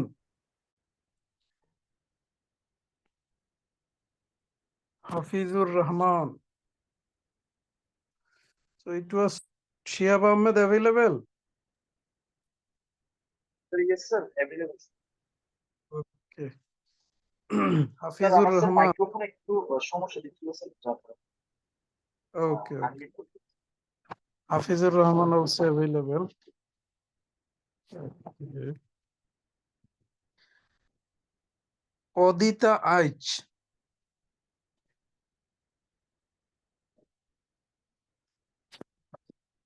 Odita Aich. Arafat Hossain. 1313. Yes, sir. Okay. Ashfaq Hossain.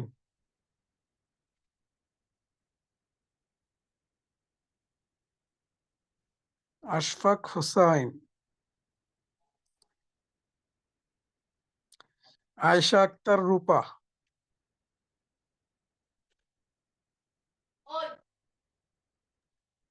Sir আমি আসি।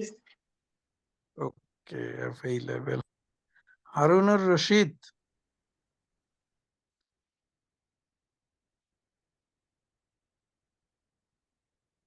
Harunur Rashid.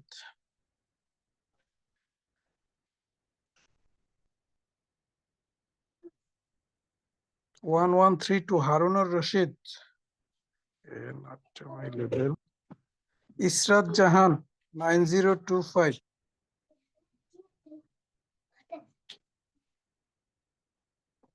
Israt Jahan.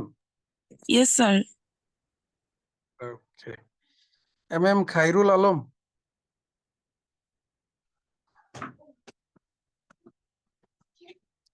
MM Khairul Alam.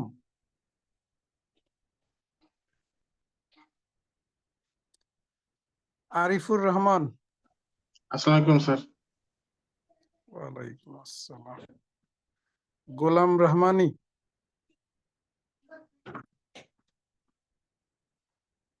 One 1302 Ghulam Rahmani.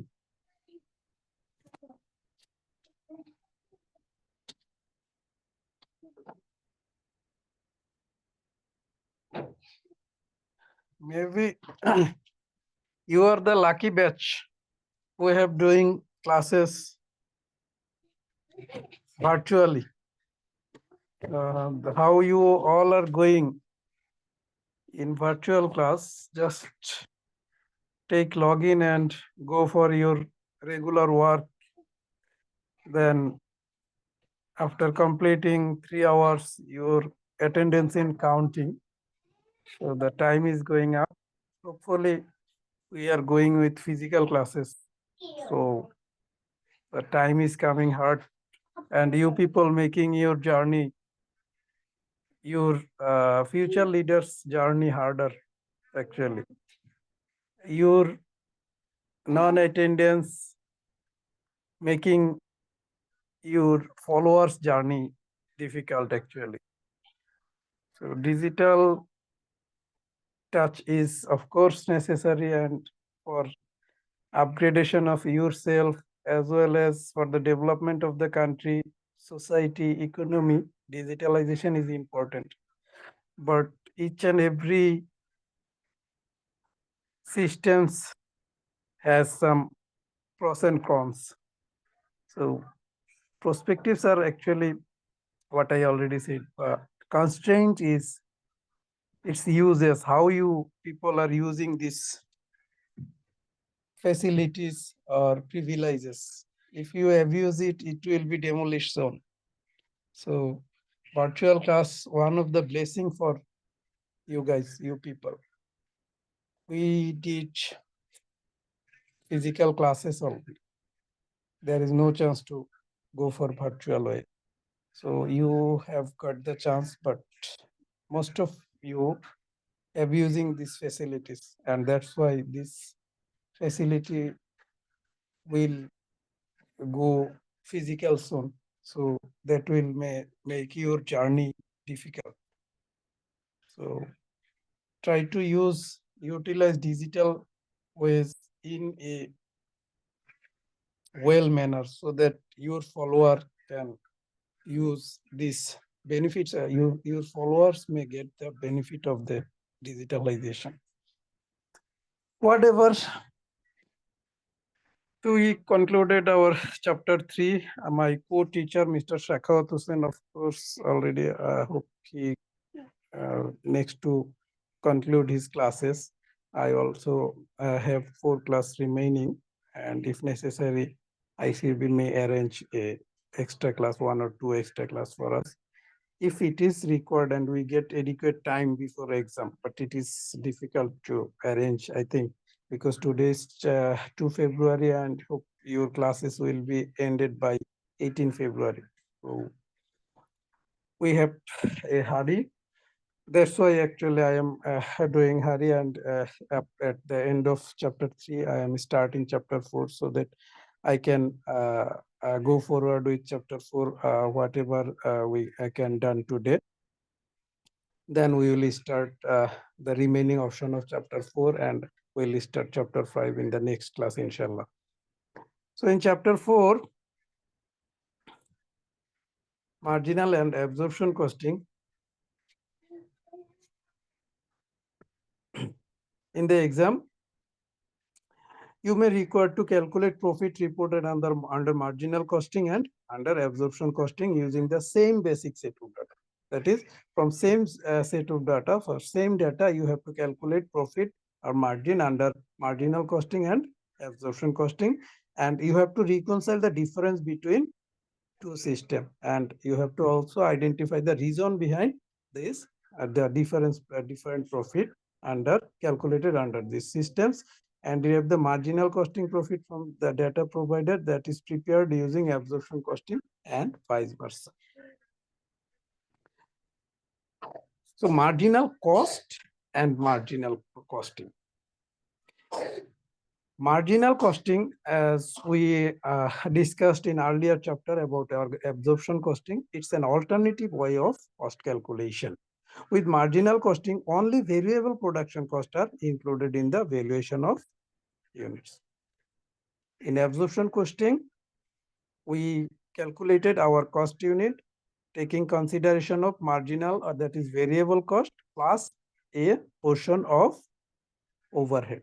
But in marginal costing, only variable costs are taken consider for calculation of cost. So all fixed are treated as period cost and are charged in full against sales revenue for the period. The marginal production cost per unit usually consists of the following: variable material cost, variable labor cost, and variable production overheads. As I said, only variable costs are included for calculating cost units. That's why variable material, labor, and overhead are included in the calculation of marginal costing.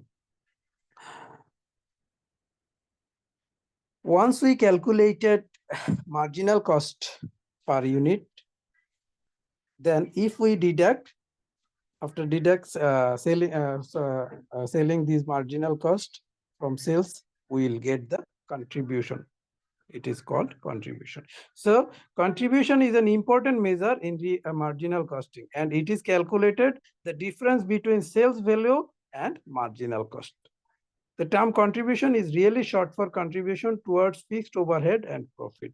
The contribution per unit can be calculated as under selling price less sum of variable material, labor, variable production overhead, marginal production cost, variable selling, distribution, administrative cost. That is, so sales minus total marginal cost equal to contribution. So let's check contribution, calculation of contribution with an worked example. A particular electrical goods is sold for 1009 taka 99 paisa. The variable material cost per unit taka 320, 320. The variable labor cost per unit is taka 192, and the variable production overhead cost per unit is taka 132. So variable material, labor, and overhead cost is given. Fixed overhead per annum. Per annum means per year. Annum means in short annually. Fixed overhead per annum is 1 lakh and the budgeted production level is 1000 units. The contribution per unit of electrical goods currency unit is have to be calculated by us. As we know, sales minus variable cost equal to contribution per unit. Here selling price is 1009.99 paisa and variable cost is given material 320, labor 190 and variable production overhead 130. Total 644. So sales minus total marginal cost for variable cost equal to contribution per unit. So here fixed overhead given to confuse you. We for calculation or for calculation of contribution, we do not need to take consideration fixed overhead or fixed cost per annum. Another worked example, Water Limited makes a product, a splash, which has a variable production cost of taka 6 per unit and a sales price of taka 10 per unit. At the beginning of September 2020, there was no opening inventory and production during the month was 2,20,000 units. Fixed cost per month were 45,000. There are no variable marketing cost. Our requirement is calculate the contribution and profit for the September 2020 using marginal costing principle if sales were as follows. So we producing 20,000 units, there is no opening inventory and our fixed cost is 45,000. Our selling price is taka 10 per unit and variable cost per unit is taka 6. So as per previous practice or previous calculation, we know contribution per unit equal to contribution equal to sales minus variable cost, right? So here sales equal to taka 10 and variable cost per unit is taka 6. So contribution per unit is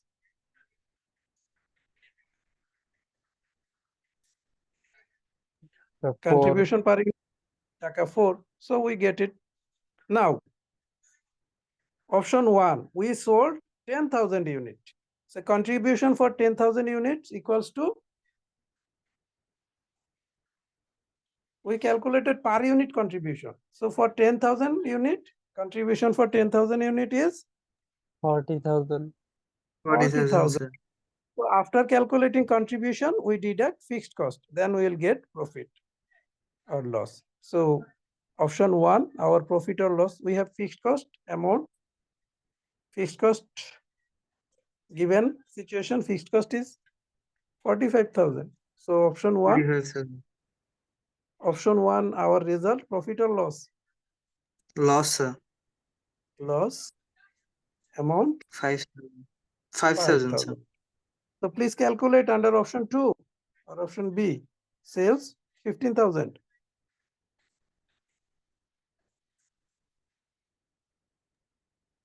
It will be 60,000, sir. 60,000 is contribution, right?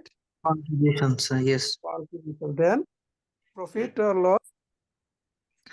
The profit 15,000 will be profit. How much profit? 15,000, sir. 15,000. Very good. Then please calculate under option C. contribution and profit.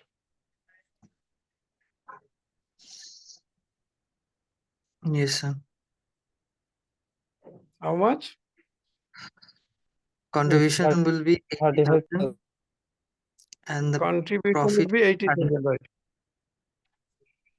Profit 35,000, right? 35,000. Yes, sir.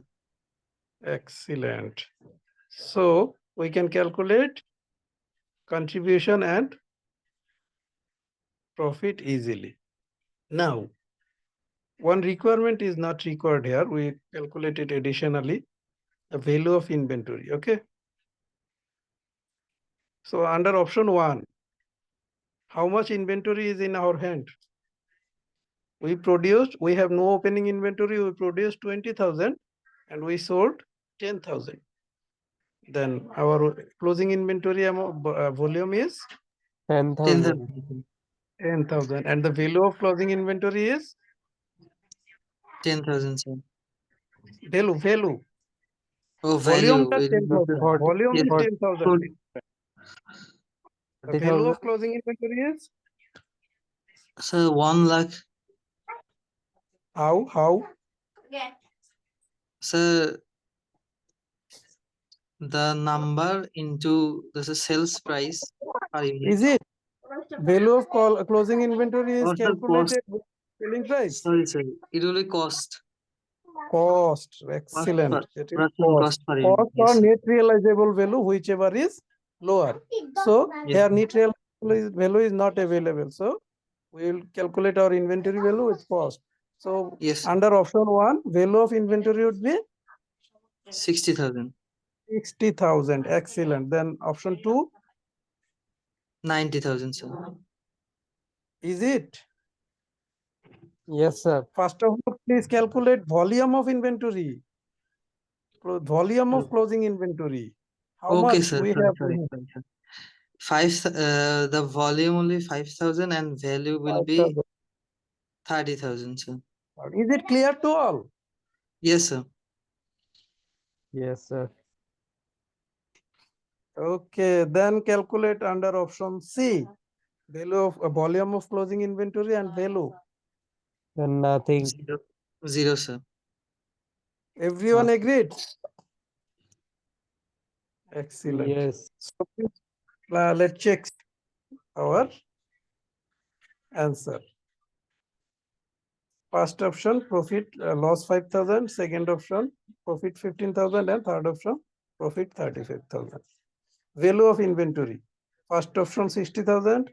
Second option 30,000 and third option nil. Contribution per unit, taka 4. Total contribution, option 1, 40, option 2, 60, and option 3, 8. Clear? Yes, sir. So in conclusion, we can say the profit per unit varies at different level of sales, right? Here we seen when our sales is 10,000, we got loss 5,000. When sales is 15,000, we get profit 15,000. When we sold 20,000, we get profit 35,000. So profit varies level of sales because the average fixed overhead cost per unit remains unchanged. Whatever the sale amount is, fixed cost 40,000, 45,000 for all level of activity. Okay. The contribution per unit is constant. See, in every cases, contribution per unit is taka 4. So contribution per unit is constant at the all level of activities. Total contribution, which is contribution per unit into multiplied by number of units sold. So total contribution is variable, but contribution per unit is fixed. So we can say fixed cost, total fixed cost is fixed, but fixed cost per unit variable. For example, if we see for 10,000 unit, fixed cost is 45,000. So per unit fixed cost is taka 4.5. For 15,000 unit, same fixed cost, 45,000. So per unit is taka 3. So per unit variable, 4.5, 3. Then again, for 20,000, fixed cost is 45,000. So it is 2.5, 2.25. So fixed cost per unit variable, but total fixed. But on the other hand, variable cost per unit fixed, but total variable. So since the contribution per unit does not change, the most effective way of calculating the expected profit at lower level as we calculated in a shortcut process is given here.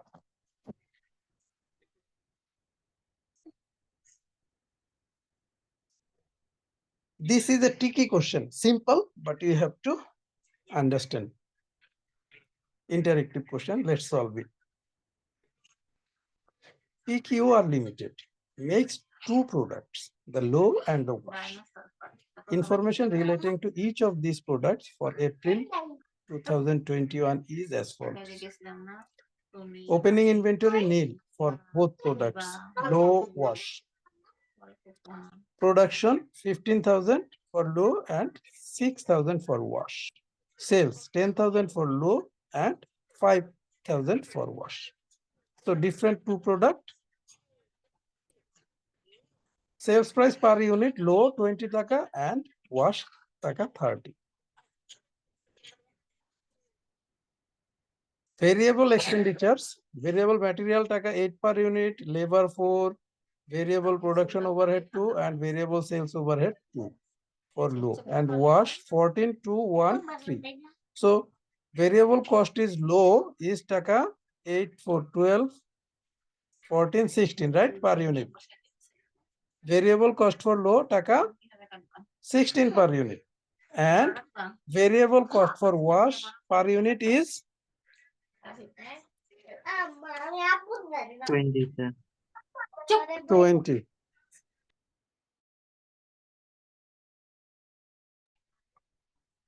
So let's make contribution per unit of low. Contribution per unit of low is taka.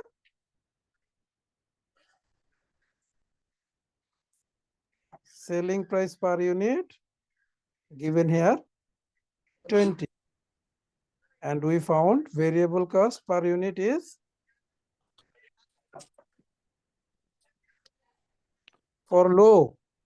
Variable cost amount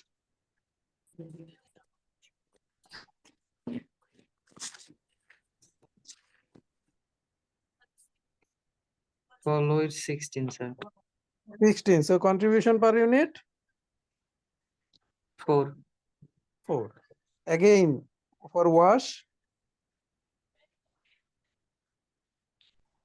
For wash, the selling price is 30 and the variable cost is 20. 20. So the contribution is 10, sir. 10 per unit. Excellent. So calculate total contribution of low per unit taka 4. Total sales unit of low is 10,000 unit, right? So contribution of 10,000 low into is 4. 40,000, right? 40,000. Yes, sir. And total contribution of wash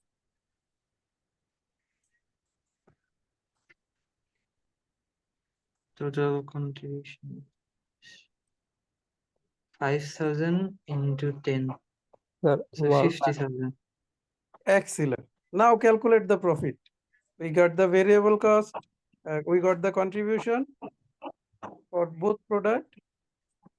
Here fixed cost is given, production cost fixed, production fixed cost 40,000, administrative 15,000 and sales and distribution fixed cost 25,000. So total fixed cost is 80,000. Please calculate the profit.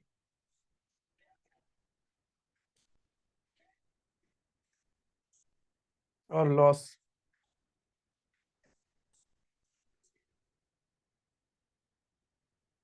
প্রথমটা loss How much?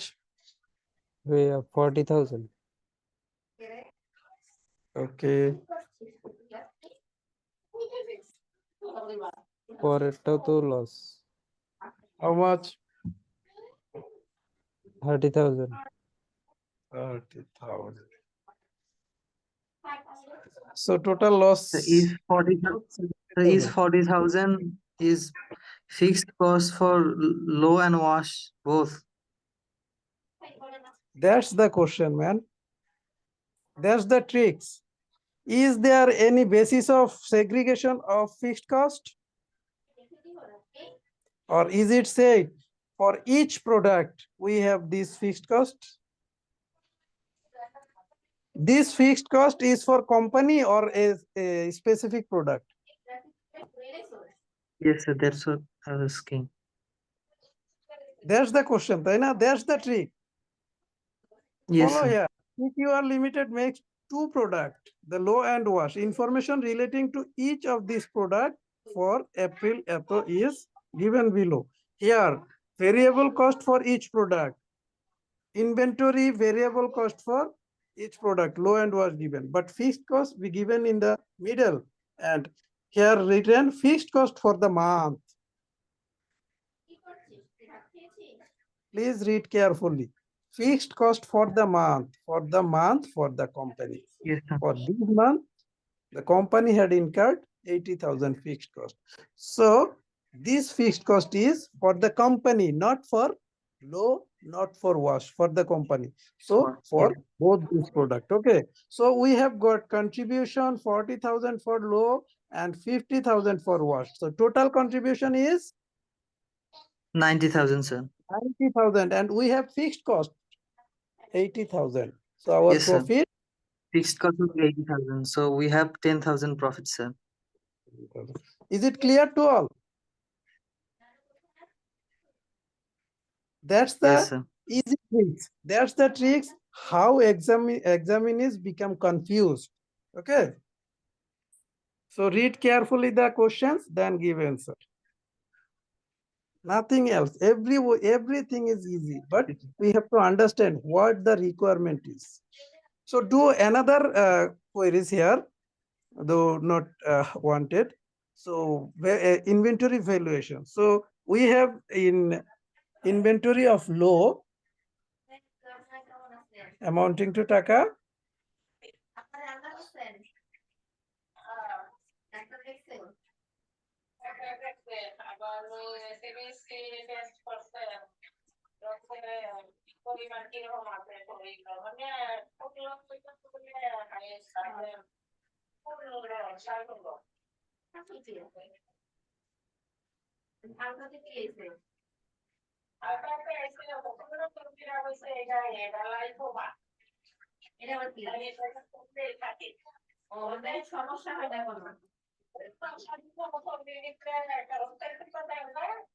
So value of inventory for low, how much?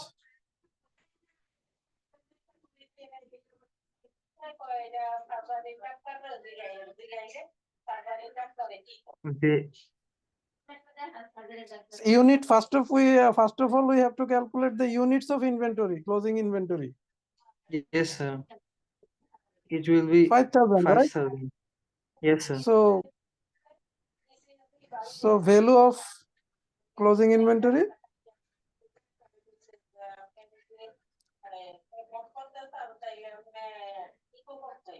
Into 16, sir. 80,000. 16 into 80,000. 5,000, right? It Yes, is. sir. 80,000. So 80,000, 80,000. And wash Wash it will be 1,000 into 70. 20,000. 20,000, sir. right. Excellent. So this is the calculation under marginal costing. Inventory valuation, profit calculation, and contribution calculation. Okay. So here is our answer. Okay. So we can summarize the difference in marginal costing and absorption costing now. In marginal costing, closing inventories are valued at marginal or variable production cost. Fixed costs are charged full against the profit and no fixed costs are included in the inventory. But in absorption costing, inventories are valued at full in production cost and include share of fixed production cost. This means that the cost of sales in a period will include some fixed overhead incurred in previous period. As we know, total We know in under absorption costing, a portion of overhead included in the product price. So it carries forward with value of inventory to the next period. So we can say where inventory value is carry forwarded. So next the current year's closing inventory will sell in next period. So next year sales, we have some fixed cost of previous period. This is another question of marginal costing. These have to be calculated under both marginal and absorption costings. And requirements are seen. Calculate the fixed production cost absorbed by the clouds absorption costing used. Calculate inventory value per unit using absorption costing and marginal costing. Calculate under over absorption of overhead. Calculate profit using absorption costing. Calculate profit using marginal costing. Explain why is difference in D and E. That is marginal proportion, marginal profit and absorption costing difference, reason of the difference between marginal costing and absorption costing.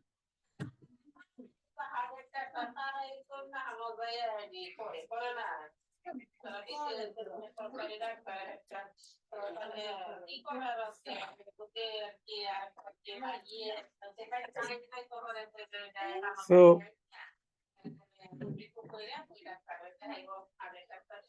this worked example, I wish you to give as homework. Please check it. Try to resolve this worked example. Solution also given here. Try to do this. If you have any queries, I will resolve it next class. Okay. So try to do it. We discussed the basics of absorption costing and marginal costing both, and you can calculate it easily. So try to calculate and resolve this worked example at home. In the next, in my very next class, I will try to resolve it. Okay.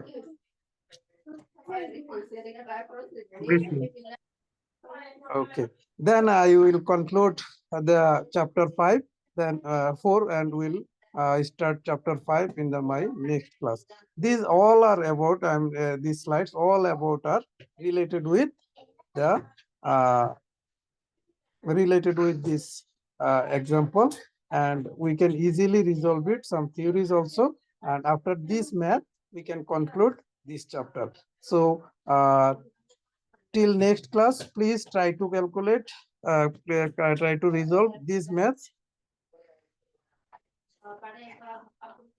Do you have any queries about your upcoming examination, about your study, or about your future plan to getting farm? Do you have, do you are searching for farm? You can share with me, or any type of question regarding the profession, you can ask me.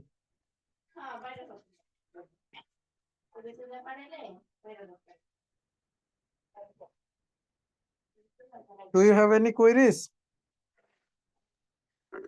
Sir, it would have been helpful if you have given us the PDF of this class. Definitely, I am sharing now. Okay, I am sharing now chapter 4 and chapter 3 with you in inbox. Okay, just follow the inbox. I am just sharing with you chapter 3. I am sharing chapter 3 first.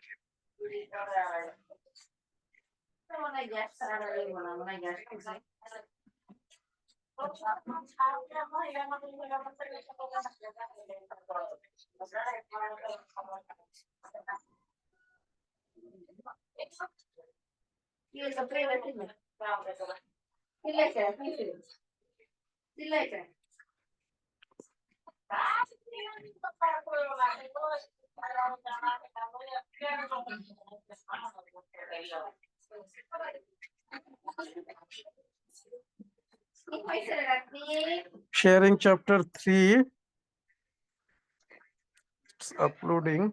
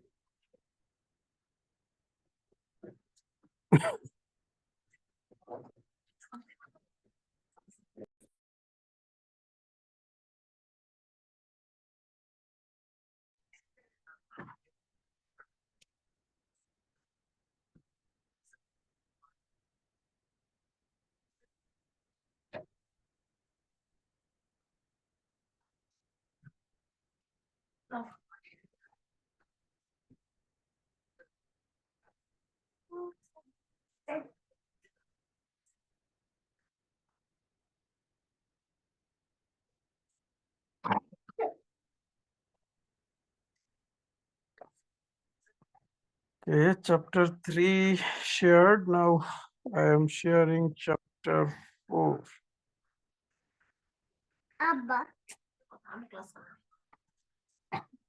Have you got it? Chapter 3? No, sir. Not yet. Okay, again sharing.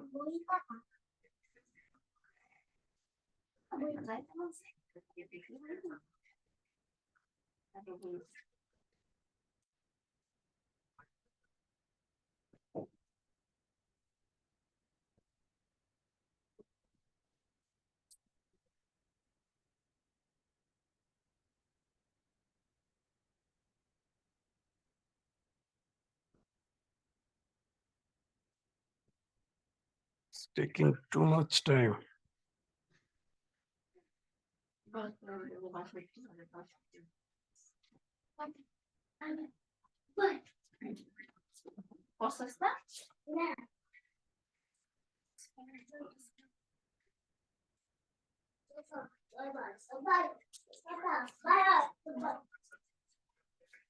Is it chapter 3 already shared? Yes, Is sir. it available? Okay, now I'm Yes, sir. sharing chapter 4 for your homework. I already given one homework from chapter 3 and giving another one from chapter 4.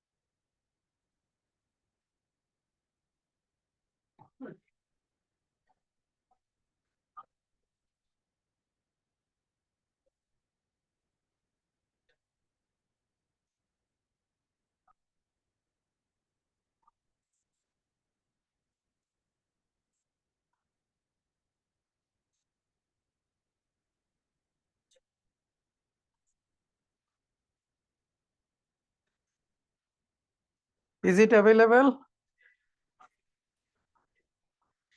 Yes, sir. Yes, sir. Okay, I've shared chapter 3 and chapter 4.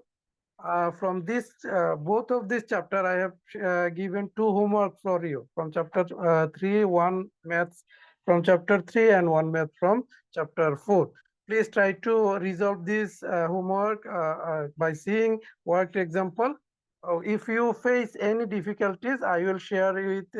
I will resolve it in my immediate next class, of course, inshallah. So today I am concluding my class. Up to next class, stay well, stay safe. Inshallah, দেখা হবে next class এ। আল্লাহ হাফেজ। Assalamu alaikum, sir. ওয়ালাইকুম আসসালাম।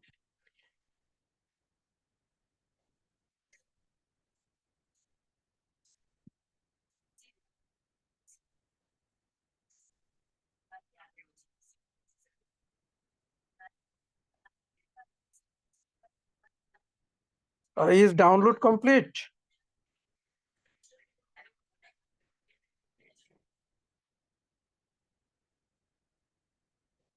Yes, sir.